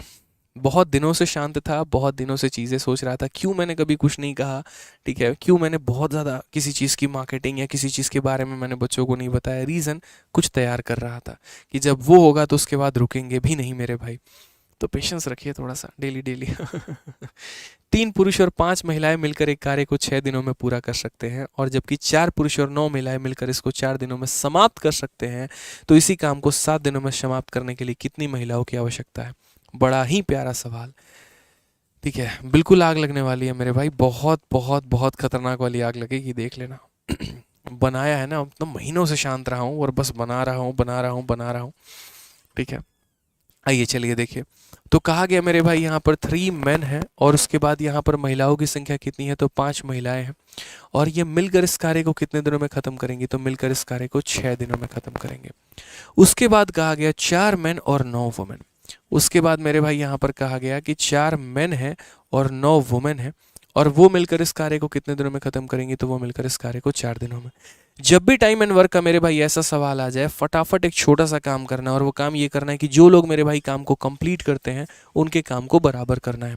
यहाँ पर इस व्यक्ति और इस व्यक्ति ने कार्य को खत्म किया, तो इनके कार्य को हम क्या करेंगे, बराबर करेंगे। उसके बाद यहाँ पर देखेंगे तो बोलेंगे 3 × 6 18 मेन, और यहाँ 4 × 4 हमारा 16 मेन। तो अगर देखते हैं तो 18 मेन में से 16 मेन को निकाल देंगे तो कितना आ जाएगा, 2 मेन आ जाएगा यहाँ पे। उसके बाद अगर हम देखते हैं तो ये हमारा 30 वुमेन हो जाएगा, और ये हमारा 36 वुमेन हो जाएगा। तो 36 वुमेन में से 30 वुमेन को हम निकाल देंगे तो 6 वुमेन हमारा बच जाएगा। तो यानी 18 मेन में से मेरे भाई 16 निकाल दीजिए, 2 बच गया। 30 महिला यहाँ है और 36 महिला, तो 36 में से 30 निकाल दीजिए, 6 बच गया। अगर हम काटेंगे तो हम क्या बोलेंगे, तो मेन अपॉन वुमेन की जो वैल्यू आ जाएगी वो 3/1 आ जाएगी। इनके क्षमता का अनुपात कितना हो जाएगा, तो 3/1 हो जाएगा। ये हमारी क्षमता का अनुपात है। अब इसी क्षमता के साथ मुझे काम करवाना है। ठीक है, और काम करवाना है तो कैसे करवाना है, ज़रा वो देखिए। तो क्वेश्चन में कहा गया how many women are required to do the same work in 7 days. कितनी महिलाओं की आवश्यकता है, तो x महिलाओं ने मिलकर इस कार्य को कितने दिनों में किया, तो 7 दिनों में किया। लेकिन कौन से काम को, तो मेरे भाई या तो इस कार्य को आप इसके बराबर कर सकते हैं या इस कार्य को इसके बराबर कर सकते हैं। ठीक है, तो यहाँ पर अगर हम बात करेंगे तो बोलेंगे सर 3 मेन हो गया, उसके बाद यहाँ पर 5 वुमेन हो गया, और इंटू हमारा कितना हो गया, तो 6 हो गया। ठीक है, अब यहाँ इनकी वैल्यू रख लीजिए, वो आपका काम आसान हो जाएगा। वुमेन की वैल्यू 1 है, तो यहाँ पर बोलोगे सर 1 × x हमारा हो जाएगा, देखो 7 × 1 × x कितना हो जाएगा, 7x हो जाएगा। यहाँ पर देखेंगे तो 3 × 3 हमारा मेरे भाई 9 हो जाएगा, और यहाँ पर जो है 5 हो जाएगा। 9 + 5 कितना हो गया, 14। 14 इंटू हमारा 6। 7 से आप काट लीजिए 2 बार में, तो x का मान कितना हो जाएगा, 12। ध्यान रखना है, थोड़ा सा अपने आप को फास्ट रखना है ताकि आप सवालों को जल्दी कर पाएँ और बना पाएँ मेरे भाई। यानी कभी भी अगर टाइम एंड वर्क में ऐसा सवाल दिया जाता है आपके लिए, तो पहले उन सवालों को मेरे भाई, उन इक्वेशंस को बराबर करिए यहाँ पर जिन्होंने काम किया है, एफिशिएंसी निकाल के लेके आइए, और फिर उसके बाद उनमें से जो आपको पता करना उसको या तो इसके बराबर कर लीजिए, इसके बराबर कर लीजिए। आज शाम वाले बैच में ही मेरे भाई ये मैं पढ़ा रहा था। ठीक है, जो हमारी चैंपियंस 11.2 बैच है हमारा, तो उसमें ही मैंने आज ये क्वेश्चन करवाया है, सेम डिट्टो सेम सवाल उनको करवाया था मैंने। आइए चलिए, और पेपर में देखिए ऐसे सवाल आपके आते हैं मेरे भाई। फाउंडेशन बैच बंद नहीं हुआ है, एक बच्चा फालतू का नेगेटिविटी फैला रहा है, ठीक है, कि फाउंडेशन बैच बंद हो गया भूपिंदर सिंह करके मेरे भाई, और हंसने वाली इमोजी दे रहा है। तो पहली बात दोस्त, यहाँ पर किसी चीज़ को जज करना है ना, बड़ा बहुत आसान हो जाता है, बहुत आसान हो जाता है यहाँ पे, ठीक है, क्योंकि कुछ लोग ऐसे होते हैं ना जिनका दिमाग यहाँ पर नहीं होता है, घुटने में होता है, और वो अपनी बुद्धि का प्रयोग नहीं कर पाते हैं। वो ये तक नहीं देख पाते हैं, शुरू की वीडियो ही अगर वो देख लेते तो शायद उनको समझ में आ जाता। मतलब बिना सोचे बिना समझे कुछ भी बकैती काट देना होता है जाकर कहीं पर भी, और सोचते हैं टीचर तो कुछ बोलेगा नहीं। अरे भाई, जिस चीज़ को मैंने बहुत मेहनत से स्टार्ट किया है, जिसके लिए मैंने एक विजन रखा है, जिसको मैंने सोचा है कि फाउंडेशन बैच के माध्यम से मैं लाखों बच्चों को यूट्यूब पर सिखाऊंगा, उसको मैं कैसे बंद कर सकता हूँ यार? गजब की बात करते हो। एक ही बात कहा था शुरू में यहाँ पर वीडियो में कि भैया आज हम तुम्हारा सीपीयू का मॉक टेस्ट करवा रहे हैं, कल हम तुमको एमटीएस का यहाँ पर जो है टॉप 30 क्वेश्चन करवाएंगे, और परसों से सिंपल इंटरेस्ट शुरू करेंगे। फालतू का नेगेटिव हो के 10 लोगों को तुम और नेगेटिव करोगे। यही होता है ना, मतलब अगर कोई कह दे कि भैया कौवा तुम्हारा कान काट के भाग रहा है, तो तुम उस कौवे के पीछे भागोगे, ना कि तुम अपने पहले कान को देखोगे। तो ऐसे लोगों से बाकी लोग भी थोड़ा सावधान रहें भैया, ठीक है। पता चले ये मुलाकात करने जाते हैं और मुकालात करके चले आते हैं, और इनके लिए दोनों शब्द समान होते हैं, क्या फ़र्क पड़ता है, क्योंकि सुना ही नहीं बड़े ध्यान से। ठीक है, आइए चलिए आइए मेरे भाई। तो ये अलजेब्रा का एक बड़ा फेमस सा क्वेश्चन है। पावर 4 की वैल्यू दी गई है और पावर 2 की वैल्यू दी गई है, और हमसे 4xy का मान पूछा गया है। तो हम यहाँ पर क्या करेंगे बताइए? हम बोलेंगे सर इतना आसान सा सवाल है, यहाँ पर समझिए, ये एक फॉर्मूले के ऊपर है, और वो फॉर्मूला पता है क्या है? वो फॉर्मूला हमारा ये है, a का पावर 4 प्लस b का पावर 4 प्लस यहाँ पर a स्क्वायर b स्क्वायर, और ये हमारा बराबर होता है अलजेब्रा में किसके? तो ये हमारा बराबर होता है a square plus b square minus A B, और यहाँ पर हो जाता है a square plus b square, और यहाँ पर प्लस ए बी। पता है ऐसे बच्चे क्या होते हैं? ऐसे बच्चे यहाँ पे 4 लोगों को बटोर के ये भी कहते हैं, अरे देखा, तुमको बोले नहीं थे, कौन आज के समय यूट्यूब पे फ्री में पढ़ाता है, देखो 4 क्लास चला के वीडियो बंद कर दिए, सेशन बंद कर दिए, हमको पता है कोई नहीं पढ़ाता है, सब ऐसे करते हैं कि पेड बैच ले लो, इनका इनका एप्लीकेशन का बैच ले लो। ये भी तो वहीं किया आखिर, देखो, ठीक है। और फिर यहाँ पर खुद भी लौंडा नेगेटिव होगा, 4 लोगों को और नेगेटिव करेगा, बोलेगा हाँ यार बतवा, तो तुम सही बोले थे, देखो छुट्टी ज़्यादा मारते हैं, क्लास नहीं लेते हैं, यहाँ पे देखो सीपीयू पढ़ाना शुरू कर दिया। बस ताल पे ताल मिल गए 2 लोगों के, हो गया कहानी खत्म। उसके जगह तुम पॉजिटिव भी तो हो सकते हो ना भाई, कि जितनी चीज़ें हमने पढ़ा दी क्या तुमने पढ़ लिया? क्या हमने तुमको सीपीयू वैरियर की पीडीएफ दी, क्या तुमने उसके क्वेश्चंस लगा लिए? मैंने फाउंडेशन बैच में कम से कम 10 लेक्चर से 15 लेक्चर मैंने आपको दे दिया है, क्या पूरे वीडियो देखी, उसके आधार पर सीपीयू वैरियर के क्वेश्चन लगाए, जब उसमें डाउट आया तो डाउट ग्रुप में जाके सारा क्लियर किया। अपने आप से तो सवाल करो पहले कि तुमने क्या किया है, वो बहुत महत्वपूर्ण होता है यार। मैं डाउट ग्रुप के बच्चों के कमेंट देख रहा होता हूँ, वैसा एक आदत दोताना, मतलब 2-3 बच्चे आ ही जाते हैं मुंह उठा के कहीं ना कहीं से, ठीक है, जिनको अपनी सेंस नहीं होती है और दूसरों को नेगेटिव किए बैठते हैं कि हम तो नहीं पढ़ रहे हैं, देखो हम बेरोजगार निठल्ले 4 साल से घूम रहे हैं, तुम भी घूम लो, सही रहेगा, ठीक है। क्योंकि हम फालतू के बकैती पे ध्यान देते हैं, कंटेंट पे तो देते ही नहीं है। हम अपने कमियों पे काम करने से बेहतर थोड़ी, हम तो अपना चद्दर का छेद नहीं देखेंगे, दूसरे का देख के उसको और फाड़ेंगे, तो वही से काम कैसे चलेगा भाई? फिर तो कहानी खत्म ही है, समझ लो। अब यहाँ पर ये जो फॉर्मूला होता है, इस फॉर्मूले पर मेरे भाई कुल मिलाकर 3 सवाल पूछे जाते हैं। और क्या क्या पूछा जाता है, बड़ा समझो, बड़े प्यार से पढ़ा रहा हूँ, समझना, ठीक है। जैसे मानो इसकी वैल्यू अगर मान लो 91 दे दी गई है, और ये मान 91 दे दिया गया, एक तरीके से आप ऐसा कह सकते हैं कि सर चलिए 91 ही मैं मान लेता हूँ कि 91 दे दिया गया, और यहाँ पर पहले हम प्लस वाले को रखते हैं और बाद में यहाँ पर जो है माइनस वाले को रख देंगे, ठीक है। तो माइनस वाले को बाद में रख देंगे, यहाँ पर क्या कहा गया मेरे भाई, यहाँ पर माइनस वाले को बाद में रख देंगे। तो जैसे मान लीजिए यहाँ पर इसकी वैल्यू अगर हमने दोस्त दे दिया 91, इसकी वैल्यू मान लीजिए हमने दे दिया 13, तो 13 को किससे मल्टीप्लाई करेंगे कि 91 आएगा? तो बोलोगे सर 13 को 7 से मल्टीप्लाई करेंगे तो 91 आएगा। तो मेरे भाई यहाँ पर जो है वो 2 तरह के सवाल बन सकते हैं, और वो 2 तरह के सवाल क्या बन सकते हैं वो देखिए। सवाल नंबर 1 जो आपके पेपर में पूछा गया, आज तो समय कई सारे तरह के सवाल बन रहे हैं, बट फिर भी सवाल नंबर 1 आपका बनेगा कि ए स्क्वायर प्लस बी स्क्वायर का मान कितना होगा। सवाल नंबर 2 मेरे भाई बनेगा ए बी का मान कितना होगा। सवाल नंबर 3 और काफ़ी सारे वैल्यू बन सकते हैं, ए प्लस बी का मान पूछ सकता है, ए माइनस बी का मान पूछ सकता है, ए का और मान पूछ सकता है, बी का और मान पूछ सकता है। तो काफ़ी तरह के जो वैल्यूज़ हैं वो मेरे भाई यहाँ पर पूछा जा सकता है। तो अगर हम देखते हैं तो ए स्क्वायर प्लस बी स्क्वायर का वैल्यू अगर हमें बताना है तो हमें क्या करना पड़ेगा, दोनों को मेरे भाई जोड़कर आधा। तो 13 प्लस 7 का कितना हो जाएगा, आधा, यानी 20 का आधा कितना हो जाएगा, तो 10 हो जाएगा, ठीक है। फिर उसके बाद ए बी का मान, अगर ए बी का मान निकालना है तो दोनों को घटा के आधा। तो 13 में से मेरे भाई 7 को घटा के क्या कर दीजिए, आधा, यानी 6 का आधा कितना हो जाएगा, तो 3 हो जाएगा। क्लियर है ये बात यहाँ पे? ठीक है, तो जब भी ऐसा सवाल पूछे ए स्क्वायर प्लस बी स्क्वायर को तो जोड़ के आधा करना है, और यहाँ ए बी का मान अगर पूछे तो मेरे भाई क्या करना है, घटा कर आधा करना है। ध्यान दीजिए, उसी तरीके से यहाँ पर हमारा ये क्वेश्चन था। सिर्फ मेरा मॉक टेस्ट के माध्यम से पर्पस ये नहीं रहता कि मैं आप लोगों को क्वेश्चन सॉल्व करा पाऊँ, बल्कि उसके आसपास में जितनी चीज़ें आ सकती हैं आपकी परीक्षा में, हम वो तक टच करने की कोशिश करते हैं। तो अगर हम इस सवाल को देखें तो हमारा, मुझे लग रहा है कि अभी ये सवाल बताने की आवश्यकता नहीं है। आप लोग इस सवाल को बड़े प्यार तरीके से मेरे भाई बना सकते हैं।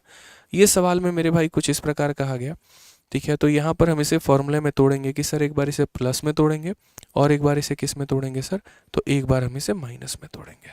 ठीक है, एक बार इसे किस में तोड़ेंगे, तो माइनस में तोड़ेंगे। क्वेश्चन में यहाँ पर कहा गया पावर 4 वाले की वैल्यू कितनी है, तो 21 है। यहाँ पर प्लस वाले की वैल्यू हमारी कितनी है, तो 3 है। तो माइनस वाले की वैल्यू कितनी होगी, तो 3 को किससे गुना करेंगे, तो 7 से गुना करेंगे। 3 को किससे गुना करेंगे मेरे भाई, तो 7 से गुना करेंगे। क्वेश्चन में अगर आप सही तरीके से देखिए तो एक्स वाई वाला मान पूछा गया है। तो मैंने कहा एक्स वाई वाला अगर मान निकालना है तो प्लस वाले में से माइनस वाले को घटा के आधा, यानी 3 वाले में से 7 वाले को घटा कर क्या करो, आधा। तो बोलोगे -4 का आधा, तो -4 का आधा कितना हो जाएगा, -2, यानी एक्स वाई का मान -2। तो मेरे भाई यहाँ पर 4xy का मान कितना होगा, 4xy का मान इसका 4 का डबल, यानी कितना हो जाएगा, तो -8 हो जाएगा। कितना हो जाएगा, तो -8 हो जाएगा। ऑप्शन नंबर जो सी है वो मेरे भाई यहाँ पर करेक्ट आंसर होगा। ऑप्शन नंबर जो सी होगा वो हमारा यहाँ पर क्या होगा दोस्त, तो करेक्ट आंसर होगा। तो छोटी सी बात को ध्यान देना, हाँ यहाँ पर स्क्वायर होगा, यहाँ पर X square plus Y square होगा, यहाँ पे ये फॉर्मूला को करेक्ट कर लीजिए। तो प्लस वाले को माइनस वाले से गुना करने पे हमारा ये आता है। इसकी वैल्यू 3 दी गई थी, इसकी वैल्यू 7 दी गई थी, तो याद रखना plus minus divided by 2 answer हमारा आएगा। चलो आ जाओ देखते हैं यहाँ पर इसका आंसर कितने लोग बता पाते हैं और किस मेथड से बता पाते हैं, ये भी बहुत ज़रूरी है। तो बोला गया सर यहाँ पर इसकी वैल्यू बताइए, sine A plus B divided by sine A cos B. जल्दी से मेरे भाई आंसर बता दो, फटाक देना, जल्दी से बता दीजिए मेरे भाई आंसर कितना होगा। बोलेंगे सर देखिए बहुत ही सिंपल सवाल है सर, धरती का सबसे आसान सवाल है ये। पता है कैसे आसान सवाल है? साइन ए प्लस बी का फॉर्मूला लगाना है सर। तो साइन ए प्लस बी का formula sine A cos B होता है, और प्लस यहाँ पर कितना हो जाता है, तो प्लस हमारा कॉस ए साइन बी होता है। ये हमारा फॉर्मूला होता है। इसको मुझे किससे डिवाइड करना है, साइन ए कॉस बी से डिवाइड करना है सर। तो मैं यहाँ पर क्या करूँगा, साइन ए कॉस बी से डिवाइड करूँगा। अब यहाँ साइन ए कॉस बी से डिवाइड करने का मतलब ये संख्या इसको भी भाग करेगी और ये संख्या इसको भी भाग करेगी। ये संख्या मेरे भाई दोनों को भाग करने वाली है। तो अगर ये दोनों को भाग करेगी तो हम इसमें साइन ए कॉस बी से किसको भाग करेंगे, तो दोनों को भाग करेंगे। हम यहाँ भी भाग करेंगे साइन ए कॉस बी से, और यहाँ पर हम इसे भी भाग करेंगे साइन ए कॉस बी से। समझ गए मेरी बातों को यहाँ पर आप? क्लियर है मेरे भाई? तो ये जब काटेंगे तो कितना आ जाएगा, 1 आ जाएगा। कॉस अपॉन साइन हमारा कितना हो जाएगा, तो बोलेंगे सर कॉट ए हो जाएगा। साइन अपॉन कॉस हमारा कितना हो जाएगा, तो हम बोलेंगे सर tan भी हो जाएगा। ऐसा ऑप्शन आपको कहाँ देखने को मिला, तो ऑप्शन नंबर 1 में देखने को मिला है। यानी कौन सा करेक्ट आंसर है, तो ऑप्शन नंबर ए जो है वो हमारा बिल्कुल सही उत्तर है। तो जितने बच्चे ऑप्शन नंबर ए को आंसर दे रहे हैं बहुत शानदार मेरे भाई, एकदम सही उत्तर आप लोग दे रहे हैं, कहीं कोई दिक्कत नहीं है। ठीक है, चलो आ जाओ नेक्स्ट क्वेश्चन की बात करते हैं। अगला सवाल हम देखते हैं, क्वेश्चन नंबर 13 मेरे भाई क्या कहा गया, जल्दी से आंसर बताइए। बहुत शानदार है। यहाँ पे स्टडी विद सूर्या, ऋतिक हो गए, आदित्य, कृष्णा, स्वर्णिल सरकार, और मैथ्स भी आदित्य रंजन सर का प्रिय चेला हूँ। चलो बहुत अच्छी बात है, जेई टॉपर, ठीक है, आदित्य सर का लाडला, बहुत सारे बच्चे हैं यहाँ पे। ठीक है, आंसर बताइए। चलिए देखते हैं इसका आंसर कितने लोग दे रहे हैं। और आप लोगों से एक शिकायत है जनाब, वीडियो लाइक नहीं कर रहे हैं आप लोग हैं।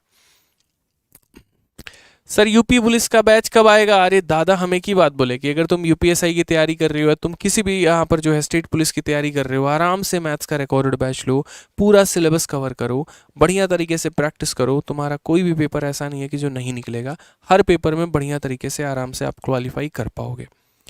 सिर्फ मैथ्स का रिकॉर्डेड बैच ऐसे कैसा अपने आप में ब्रह्मास्त्र है, जिसको अगर आप पूरा पढ़ लेते हैं तो आपको कहीं और से कोई किताब, कोई टीचर, कहीं से कुछ भी पढ़ने की आवश्यकता नहीं है। मैथ्स के रिकॉर्डेड बैच से ही आपका सब कुछ कंप्लीट हो जाएगा। ये जो मैथ्स का आपका रिकॉर्डेड बैच रहता है, जो कि हम आपको पहले भी बता चुके हैं, इस अकेले बैच में मेरे भाई 300 से ऊपर वीडियोज़ हैं। हर टॉपिक इसके अंदर कवर है, हर चैप्टर का क्लासरूम शीट भी, हर चैप्टर का प्रैक्टिस शीट विद सॉल्यूशन भी है। ठीक है। ऊपर से इसकी जो वैलिडिटी है वो लाइफ टाइम है, यानी भविष्य में अगर आप किसी और एग्जाम की भी तैयारी करेंगे तो आपको दोबारा से बैच लेने की आवश्यकता नहीं होगी, आप यहीं से पूरा कवर अप कर पाएंगे।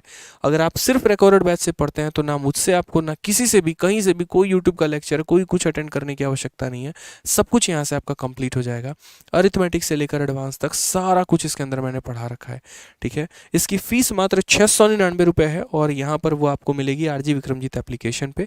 अगर आपको किसी प्रकार की और भी क्वेरी होगी तो इस इंक्वायरी नंबर पर आप फ़ोन करके बात कर सकते हैं। ठीक है, लाइफ टाइम वैलिडिटी होती है, जो कि सबसे आसान सबसे अच्छी बात होती है बच्चों के लिए कि उनको बार बार एक ही चीज़ के लिए पैसा पे नहीं करना पड़ता है। एक बार बैच लिया, बढ़िया तरीके से पढ़ाई की और उसके बाद अपना आराम से जो है कोई दिक्कत की बात नहीं आएगी। ठीक है, आज ये बड़ा प्यारा सा क्वेश्चन यहाँ पर क्वेश्चन नंबर 13 है, साधारण ब्याज चक्रवृद्धि ब्याज का। एक निश्चित धनराशि वार्षिक साधारण ब्याज पर 2 वर्षों में इतना हो जाती है, 3.5 वर्षों में इतना हो जाती है, वार्षिक ब्याज दर ज्ञात करिए। मेरे भाई इसको मैं हमेशा कहता हूँ यहाँ पर मुन्नी कंसेप्ट करके, कि मुन्नी कंसेप्ट के ऊपर ये क्वेश्चन आधारित है, जहाँ पर प्रिंसिपल और रेट हमें दोनों पता करना होता है। ऐसे सवाल हमेशा यहाँ पर आते हैं और ये सवाल दिया जाता है आपको एक तरीके से सिंपल इंटरेस्ट में भी और कंपाउंड इंटरेस्ट में भी, कि certain sum of money amount to rupees इतना इन 2 ईयर एंड इतना इन यहाँ पर 3.5 year, both at simple interest. ये साधारण ब्याज पर हुआ है, तो रेट ऑफ इंटरेस्ट बताओ। यानी मानो पी नाम का मेरे पास पैसा होगा और ये पी नाम का जो पैसा है मेरे भाई 2 सालों के बाद, पी नाम का पैसा जो है यहाँ पर 2 सालों के बाद कितना हो गया, 8,928, 8,928। और ये पी नाम का जो पैसा है वो 3.5 सालों के बाद में, वो यहाँ पर 3.5 सालों के बाद में ये हमारा कितना हो गया, तो 10,224 हो गया। कितना हो गया, 10,224 हो गया। 2 सालों के बाद पैसा इतना हो गया, 3.5 सालों के बाद ये पैसा इतना हो गया, और दोनों के दोनों हमारे हुए हैं साधारण ब्याज पे।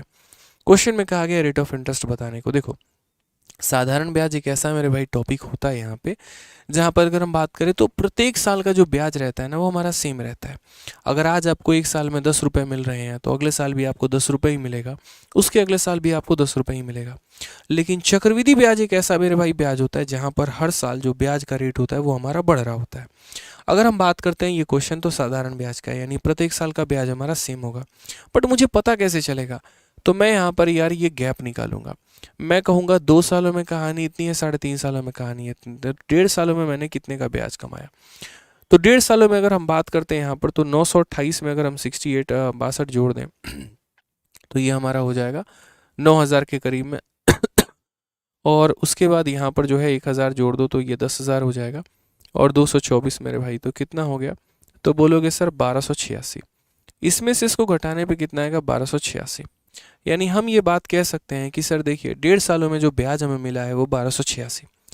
तो मन में हमारी उत्सुकता क्या हुई जानने की, कि यार 1.5 सालों में अगर मुझे इतना ब्याज मिल सकता है, मैंने अभी कुछ नहीं लिखा है, बस मैंने यहाँ पर इसमें से इसको माइनस किया तो इतना आया है।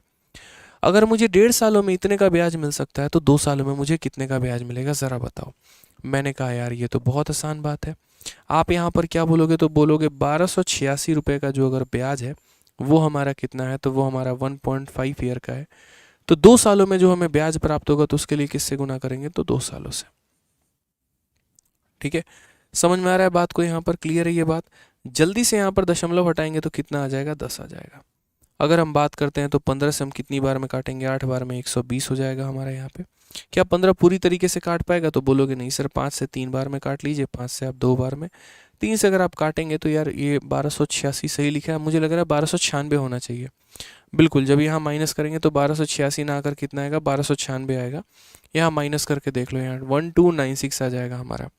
ठीक है, तो हम यहाँ पर क्या बोलेंगे, तो बोलेंगे सर देखिए 1296 जो होगा ना सर, ये हमारा 1.5 साल का होगा, 1.5 ईयर का। आपको यहाँ 2 साल का चाहिए। हटा देंगे मेरे भाई, 15 से काटो, 15 8 120 हो जाएगा। ठीक है, लेकिन फिर 15 उसको पूरा काट नहीं पाएगा ना। 5 से एक काम करो, 3 बार में काट लो तुम, और 5 से 4 बार में, 3 से काट लो 4 बार में, 3 बार में, 2 बार में, 432 का 4 गुना, तो बोलोगे सर 8 हो गया, 4 3 12 हो गया, 1728।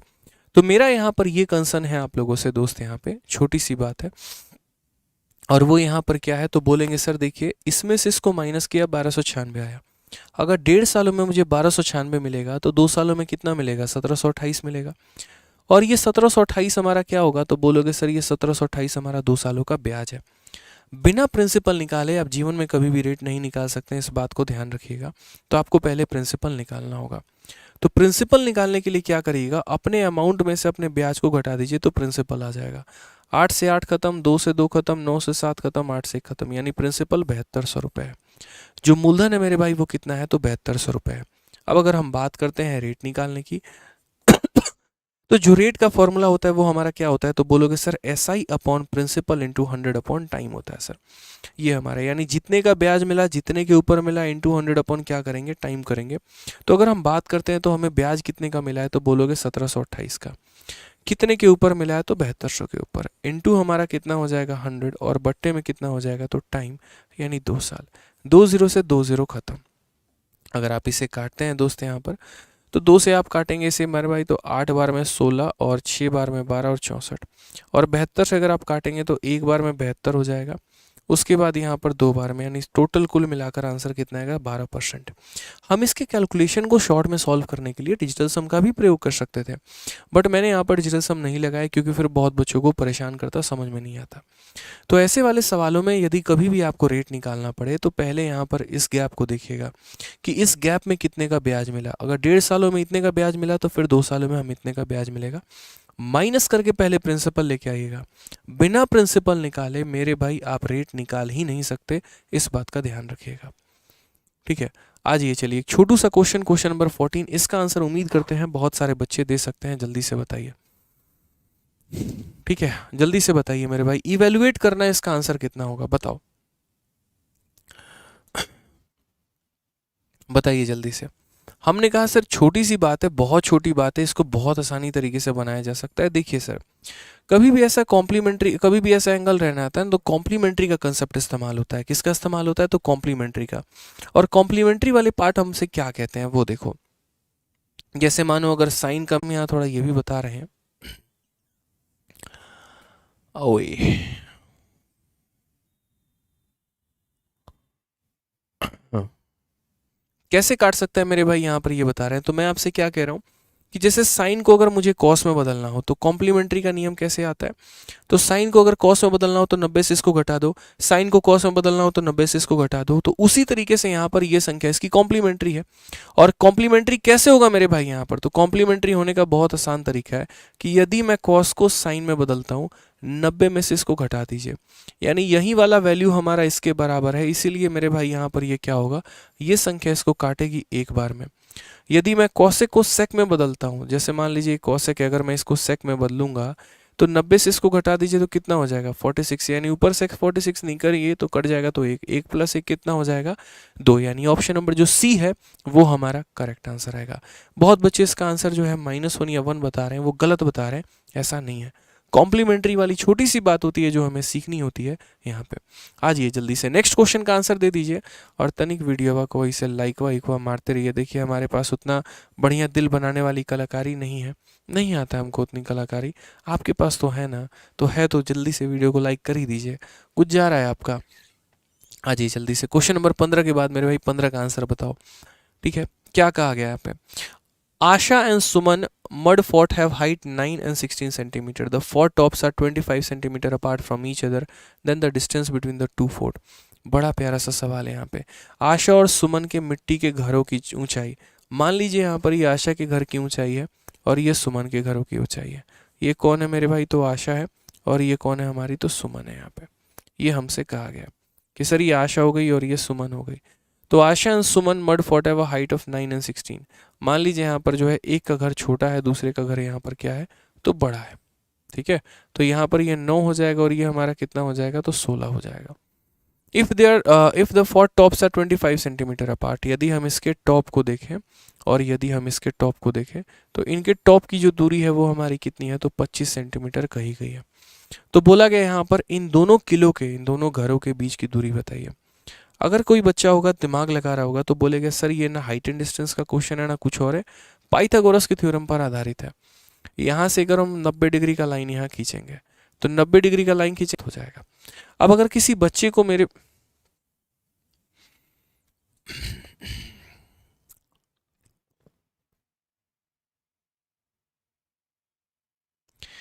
पता नहीं आज इंटरनेट भी हमारे साथ खेल खेल रहा है, प्रॉपर तरीके से जो है वो सही काम नहीं कर रहा है, बफरिंग बफरिंग बफरिंग हो रहा है, कभी आता है कभी जा रहा है। ठीक है, इसके कारण बच्चों को भी काफ़ी ज़्यादा समस्या हो रही है। चलिए कोई बात नहीं, कुछ ही देर का बचा हुआ है क्लास हमारा, हम लोग कर लेते हैं अच्छे से, फिर उसके बाद देखेंगे यहाँ पर क्या है कैसे है बफरिंग। आप लोग बस क्लास में मेंटेन रहिएगा, विद इन सेकेंड्स का प्रॉब्लम आ रहा है, ये ठीक हो जाएगा। ठीक है। तो मैं आपसे क्या कह रहा हूँ कि मैंने एक लाइन खींचा है यहाँ पे जो कि 90 डिग्री बनाया है यहाँ पे, और वैसा ही हमारा एक लाइन नीचे भी है। तो ये हमारा बेस का वैल्यू अगर मान लो x है, तो ये अगर x है तो ये भी हमारा कितना होगा, x होगा। पूरी लंबाई 16 दी गई है, 16 में से यदि हम 9 घटा दे तो ये वाली वैल्यू हमारी कितनी है, तो ये वाली वैल्यू हमारी 7 है। ये वाला मान हमारा कितना है, तो ये वाला मान 7 है। अब आप मुझे बताइए यहाँ पर 7 का 25 के साथ कोई ट्रिपलेट बनता है? 7 24 25 का ट्रिपलेट बनता है। तो ये 7 है 25 है तो ये कितना होगा, 24 होगा। हालांकि एक और काम आप कर सकते हैं, और वो यहाँ पर ये कर सकते हैं कि सर अगर मुझे x का वैल्यू बताना है तो बोलेंगे रूट अंडर इसके स्क्वायर में से इसके स्क्वायर को घटा दीजिए, तो 25 के स्क्वायर में से यहाँ पर 7 के स्क्वायर को घटा दीजिए। तो हम बोलेंगे सर ये रूट अंडर हो जाएगा, 25 में से 7 गया तो 18, या फिर ऐसे कह सकते हैं सर सिंपल सी बात है, आप यहाँ पर इसका स्क्वायर 625 है, इसको घटाएंगे सर तो हमारा कितना हो जाएगा, तो बोलेंगे सर 25 का स्क्वायर आपका 625 है और इसको घटा दीजिए तो x की वैल्यू हमारी आ जाएगी 576, और 576 का मतलब ये कितना हो जाएगा, 24 का। तो 7 24 25 जो होगा वो क्या होगा, ट्रिपलेट। बेसिक था, तरीके से कर सकते थे, कोई दिक्कत की बात यहाँ पर नहीं थी।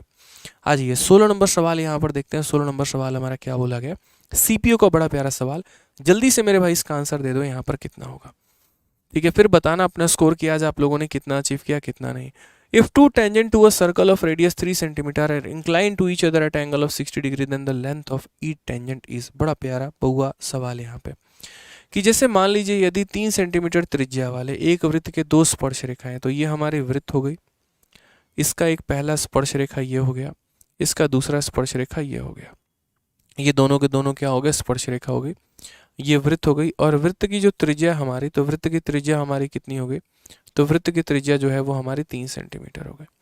यदि 3 सेंटीमीटर त्रिज्या वाले एक वृत्त की 2 स्पर्श रेखाएं, ठीक है, एक दूसरे को 60 डिग्री पर काटती हैं, ये कितने पर काटती हैं, तो 60 डिग्री पर काटती हैं, तो प्रत्येक स्पर्श रेखा की लंबाई कितनी होगी। हमने कहा बहुत आसान क्वेश्चन है धरती का, समझो यहाँ पे। सर्कल में क्या होता है कि यदि हम सेंटर को अगर हम इसके साथ ज्वाइन करेंगे, ठीक है, तो पहली बात ये जो टेंजेंट पर ये कोण बनता है दोस्त, यहाँ पर ये कितना बनता है, तो 90 डिग्री का कोण बनता है। ठीक है, यदि हम इस लाइन को ज्वाइन करते हैं तो ये एंगल को आधे आधे में बांटता है। एंगल को आधे आधे में बांटेगा तो जैसे मानो 60 डिग्री है, तो 60 डिग्री का कटिंग कैसे होगा, तो बोलोगे 60 डिग्री का कटिंग हमारा 30 डिग्री होगा सर, और यहाँ पर जो कटिंग होगा वो हमारा कितना होगा, 30 डिग्री होगा। अब अगर जिन्हें नहीं पता तो उनको हम शॉर्ट में एक छोटा सा पॉइंट बताना चाहते हैं, और वो पॉइंट हमारा 30 60 और 90 का रेशियो का है, कि जैसे ये 90 है, ये हमारा 30 डिग्री है, ये हमारा 60 डिग्री है। तो हमेशा एक रेशियो को ध्यान रखना मेरे भाई, सॉरी, रेशियो हमारा ये है कि रेशियो हमारा ये है कि 30 के सामने यदि हमारा 1 होता है तो 60 के सामने √3 होता है, और 90 के सामने 2 होता है। यानी जितना बड़ा कोण उतनी बड़ी भुजा। 90 सबसे बड़ा कोण है तो उसके सामने सबसे बड़ी भुजा, और 30 सबसे छोटा कोण है तो उसके सामने सबसे छोटी भुजा। ये रेशियो को याद करने के फायदे होते हैं। तो 30 के सामने जो वैल्यू होती है वो हमारी 1 यूनिट होती है, 90 के सामने जो होती है वो 2 यूनिट होती है, और ये 60 होगा तो उसके सामने हमारी कितनी होगी, तो 60 डिग्री के सामने मेरे भाई यहाँ पर √3 यूनिट होगी। अब सवाल में देखिए किसका मान दिया गया और किसका मान आपसे पूछा गया। तो आप बोलेंगे सर 1 यूनिट है, 2 यूनिट है, 3 यूनिट है। यदि मुझे यहाँ पर बोला गया टेंजेंट का मान, तो मेरे भाई ये हमारा क्या है, तो ये हमारा टेंजेंट है। ठीक है, तो यदि यहाँ पर 1 अपने आप का 3 गुना बन गया है, तो यहाँ पर √3 का 3 गुना कितना हो जाएगा, 3√3। ये हमारा करेक्ट आंसर आएगा। कौन सा ऑप्शन आएगा, तो option number B for Baahubali. बोलोगे सर देखिए 1 ने अपने आप का 3 गुना कर लिया है, तो √3 अपने आप का 3 गुना कर लेगा, तो आंसर कितना आएगा, 3√3 आ जाएगा। ये बिल्कुल सही उत्तर हो जाएगा सर। आइए चलिए, तो नेक्स्ट क्वेश्चन की बात, एक और सवाल हम यहाँ करते हैं, और अगला सवाल हम यहाँ देखते हैं। प्रश्न संख्या 17। जल्दी से बताइए मेरे भाई 17 नंबर सवाल क्या कहा गया। बड़ा प्यारा यहाँ पर जो है वो कंपाउंड इंटरेस्ट का एक क्वेश्चन मैंने दिया आपको, कि किसी धनराशि पर 17% की ब्याज की दर से 2 वर्षों में प्राप्त चक्रवृद्धि ब्याज साधारण ब्याज के बीच का अंतर इतना है, यदि ब्याज की गणना वार्षिक की जाती है तो राशि ज्ञात करिए कि राशि कितनी होगी। यानी 2 सालों का साधारण ब्याज और यहाँ पर चक्रवृद्धि ब्याज, इन दोनों का अंतर दे रखा है। The difference between the compound interest and simple interest eight 17% per annum on money for 2 year is इतना, देन द सम इज। यानी कोई पैसा है, आपने पहले उस पैसे को साधारण ब्याज पे भी दिया है, फिर आपने उस पैसे को चक्रवृद्धि ब्याज पर भी दिया है, और जब उस पैसे को आपने दोनों तरह के ब्याज पर दे दिया तो 2 सालों का जो अंतर आया है वो आपको इतने के करीब में आया तो पूछा गया। इस सवाल को हम सक्सेसिव से बना सकते हैं विद इन सेकेंड में। हम यहाँ पर बोलेंगे सर ये जो वैल्यू दी गई है 2.89% की है तो इंटू 100 कर देंगे, आंसर आ जाएगा। बट मेरा मानना है कि आप इसको फॉर्मूले से बनाओ तो आपके लिए ज़्यादा फायदेमंद होगा। और फॉर्मूला दोस्त क्या है, तो 2 सालों में जो डिफरेंस का फॉर्मूला होता है, तो यहाँ पर 2 सालों का जो डिफरेंस होता है, यहाँ पर 2 ईयर का जो हमारा डिफरेंस होता है, वो 2 सालों का डिफरेंस हमारा क्या होता है, तो हम बोलेंगे sir P into R upon 100 का whole square, P into R upon 100 का होल स्क्वायर। तो 2 सालों का जो हमारा डिफरेंस है वो कितना है, 433.5 है। ये हमारा डिफरेंस है। अगर हम इसको उड़ाएंगे तो नीचे हमारा 10 आ जाएगा। प्रिंसिपल का आता पता है नहीं। रेट के बारे में अगर हम बात करेंगे तो 17 हो जाएगा, तो बोलेंगे सर 17 इंटू 17 और बट्टे में कितना हो जाएगा, तो 100 हो जाएगा सर। हमने उड़ा दिया तो यहाँ 0 आ गया, 0 से आपका 0 खत्म हो जाएगा। आप इसको काटिए, तो 17 से अगर हम काटेंगे तो 17 से एक बार में हो गया, और ये हमारा 163 हमारा कितनी बार में जाएगा, तो आप बोलोगे सर 17 से, फिर इसको काट लीजिए, ठीक है। 17 से लगभग आपका जो है यहाँ पे, ठीक है, 9 आप 17 नवा काट लीजिए मेरे भाई, 17 नवा कितना हो जाएगा आपका 153। तो यदि अगर 17 से 9 बार में काटेंगे 153, आपका 100 कितना हो जाएगा, पूरा कटेगा मेरे भाई ये संख्या हमारी एग्जैक्ट बार में, क्या ये कटेगी हमारी ये संख्या पूरा, एक बार देखना, 1 हो गया, 9 हो गया, फिर ये हम काट पाएंगे या सीधा सीधा 289 से काट ले हटाओ। अगर मान लो इतना नहीं काट पा रहे हैं तो हम यहाँ पर 17 इंटू 17 289, हम 289 से ही सीधा इसको काट लेते हैं, और 289 से हमारा लगभग लगभग जो है एक बार में और 5 बार में 15 बार में ये हमारा जाने वाला है, ठीक है। P इंटू आर अपॉन 100 का होल स्क्वायर, और साथ में यहाँ पर नीचे जो है मेरे भाई 2 और 0 आ जाएंगे, तो 15 इंटू 3000।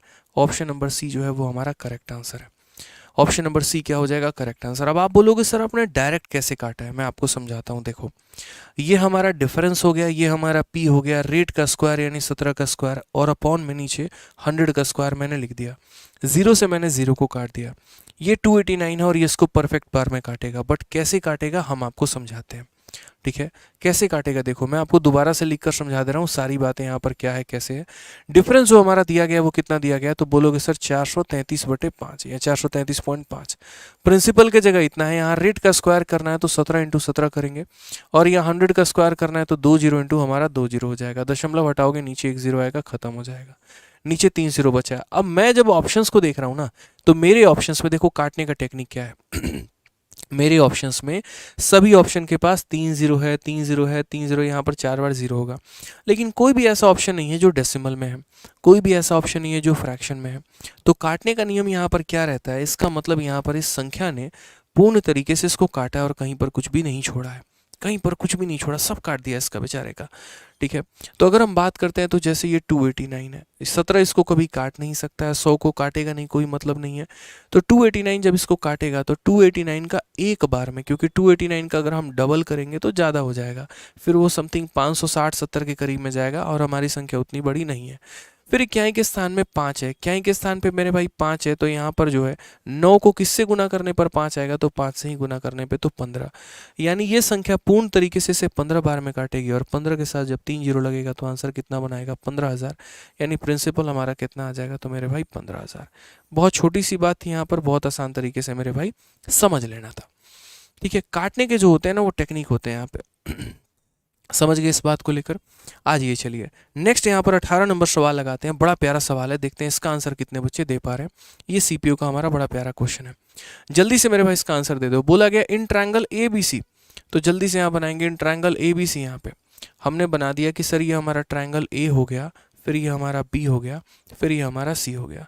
डी जो है बी डी पर परपेंडिकुलर है, अगर डी नाम देखते हैं, D B D perpendicular on A C at D.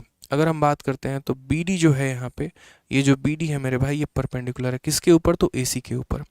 फिर उसके बाद नेक्स्ट पॉइंट क्या कहा गया, E is a point on B C, ये पूरा का पूरा बी सी है, और इस पे कौन सा पॉइंट है, तो ई नाम का एक पॉइंट है। सच दैट यहाँ पे कि एंगल बी हो गया, ई हो गया और ए हो गया, तो बी ई ए का मान हमारा कितना है, तो बी ई ए का मान हमारा एक्स दिया गया है। फिर उसके बाद क्वेश्चन में मेरे भाई नेक्स्ट लाइन क्या बोला गया, तो EAC का मान हमारा 46 है। अगर हम बात करते हैं तो ये वैल्यू हमारी कितनी हो जाएगी, तो 46 हो जाएगी, ये बोला गया। EBD का मान हमारा 60 है, तो अगर हम बात करेंगे तो ये वैल्यू हमारी कितनी है, तो ये वैल्यू हमारी 60 है। तो हमसे यहाँ पर x का मान पूछा है। मेरे भाई बता सकते हैं इसका आंसर आप लोग, जल्दी से बताइए इसका आंसर कितना होगा। बहुत प्यारा क्वेश्चन है कि सर देखिए ABC में BD हमारा इसके ऊपर परपेंडिकुलर है, ये रेखा हमारी परपेंडिकुलर है, तो कुछ इस प्रकार के हमारे ये कोण हो गए। लंब होने का मतलब 90 डिग्री का कोण बनाना है यहाँ पे, ठीक है। बताइए यहाँ पर कितना होगा आंसर, ठीक है।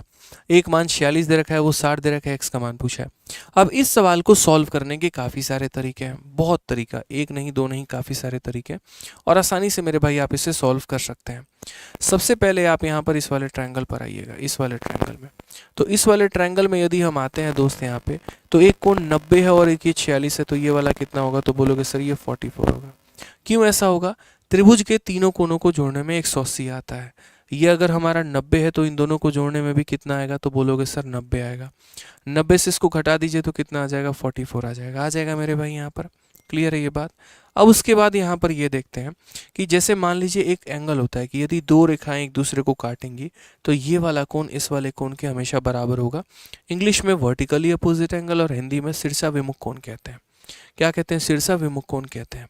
यानी अगर हम बात करते हैं तो ये वाली जो रेखा अगर इस प्रकार से काटेगी तो ये आमने सामने वाले क्या होते हैं, बराबर शीर्षा विमुख कोण से।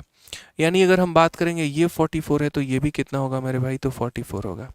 अब त्रिभुज के तीनों कोनों को जोड़ने में कितना आता है, तो बोलोगे सर 180 आता है। कितना आता है सर, 180 आता है। तीनों को जोड़िए तो कितना आएगा, 180, यानी 60 में हम 44 जोड़ देंगे और उसमें हम x जोड़ देंगे, तो आंसर हमारा कितना आना चाहिए, 180 आना चाहिए।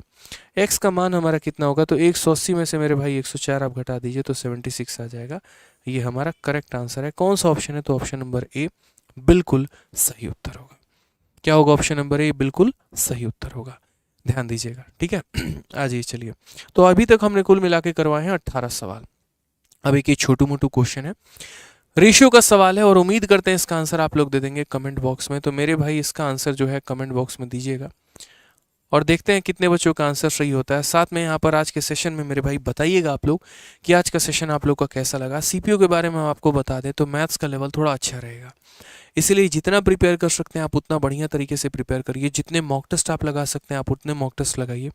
अपने कमियों पर जितना काम कर सकते हैं आप उतना काम करिए, और कोई भी टॉपिक आप इसमें स्किप करके नहीं जा सकते हैं। लगभग हर टॉपिक से आपका सवाल पूछा जाएगा, चाहे वो नंबर सिस्टम है, ज्योमेट्री है, ट्रिग्नोमेट्री है, अलजेब्रा है, परसेंटेज है, रेशियो है, मिक्सचर है, एलिगेशन है, लगभग हर जगह से क्वेश्चन पूछा ही जाएगा। ठीक है, तो इसीलिए आपको इसका आंसर सही तरीके से देना है मेरे भाई, ठीक है, और सभी टॉपिक्स को कवर अप करके जाना है। तो आप लोग इस सवाल का आंसर दे दीजिएगा, साथ में सभी टॉपिक्स का रिवीजन करिए। मॉक में जितनी हो सकती है अपनी संभावना कम करिए गलती करने की, ठीक है। इसके अलावा आज के सेशन का जो प्रिंटेबल पीडीएफ है वो हमारे टेलीग्राम पर मिल जाएगा, रैंकर्स गुरुकुल और मैथ्स बाय आदित्य रंजन। आज के सेशन का प्रिंटेबल पीडीएफ भी और नोट्स भी हम दोनों प्रोवाइड करवा देंगे, तो क्वेश्चन आप लोग प्रिंटेबल पीडीएफ से देख लीजिएगा और सॉल्यूशन आपको देखना होगा तो मेरे भाई नोट से देख लीजिएगा। इसके अलावा हमारा जो लाइव बैच है दोस्त यहाँ पर, वो लाइव बैच हमारा कौन सा है, तो लाइव बैच यहाँ पर जो है ठीक है वो चैंपियंस बैच है, जो हमारे डेली बच्चों के लिए है। जैसे मैंने पहले कहा मैथ्स के मेरे दो तरह के बैच हैं, एक रिकॉर्डेड बैच हो जाता है, एक हमारा लाइव बैच हो जाता है। तो रिकॉर्डेड बैच के बारे में मैंने पहले ही जानकारी दे दी थी, और दूसरा हमारा ये लाइव बैच होता है। ये हमारा फ्रेशर्स बच्चों के लिए है जो डेली क्लास अटेंड करना चाहते हैं, जिनका टारगेट हमारा नेक्स्ट ईयर है, ठीक है, जिनका टारगेट 2024 है, 2025 है मेरे भाई, जिनकी अभी ग्रेजुएशन नहीं हुई है, ग्रेजुएशन में है, या जो अगले साल के लिए प्रिपरेशन कर रहे हैं, तो वो रिकॉर्डेड बैच ना लेकर यहाँ पर जो है लाइव बैच लेकर तैयारी करें, जिसमें आप क्लास में लाइव डाउट पूछ सकते हैं, ठीक है, कहीं पर कोई समस्या है तो उसका निवारण हो सकता है। ये हमारा जो है 8 से 9 महीने का सिलेबस इसमें चलता है, पूरा मैथ इसमें कंप्लीट कराया जाता है, और ये चलता है हमारे आरजी विक्रमजीत एप्लीकेशन पे। किसी प्रकार की अगर क्वेरी है, इंक्वायरी है, तो आप इस मोबाइल नंबर पर देकर संपर्क करके बात कर सकते हैं, आपकी समस्या का समाधान हो जाएगा, ठीक है। जिस तरीके से मेरा लाइव बैच है मेरे भाई, उसी तरीके से हमारे सभी टीचर्स के बैच हैं। रीजनिंग स्पेशल हो गया विक्रमजीत सर का, इंग्लिश स्पेशल हो गया प्रशांत सर का, जीएस स्पेशल में हमारी पूरी टीम हो गई। अगर हम रीजनिंग की बात करते हैं तो मेरे भाई रीजनिंग में बहुत शानदार तरीके से विक्रमजीत सर ने कंटेंट दिया है यूट्यूब पर। जितने लेक्चर्स उनके यूट्यूब पर रीजनिंग के अवेलेबल है उतने शायद अभी किसी और टीचर के अवेलेबल भी नहीं है।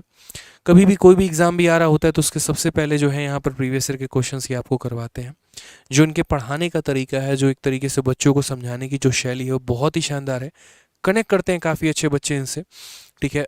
जिस तरीके से बेसिक से लेस एकदम बच्चों को ये लेकर चल रहे होते हैं, और उसी तरीके से अपनी किताब पर भी काम कर रहे हैं, जिस तरीके से इनकी सीजल वैरियर की बुक आई है, और अभी राइट नाउ जो रीजनिंग गुरु के ऊपर जिस तरीके से इन्होंने काम किया, अभी 6500+ जब आएगी मार्केट में तो आप देखिएगा। तो इसीलिए आपको रीजनिंग गुरु का भी पूरा का पूरा बैच मिल जाता है बहुत अच्छे तरीके से, रीजनिंग में हो गया, इंग्लिश में हो गया। अगर आप सबका इकट्ठा एक बैच लेना चाहते हैं तो आपको कहाँ मिलेगा मेरे भाई, तो कॉम्बो मिलेगा।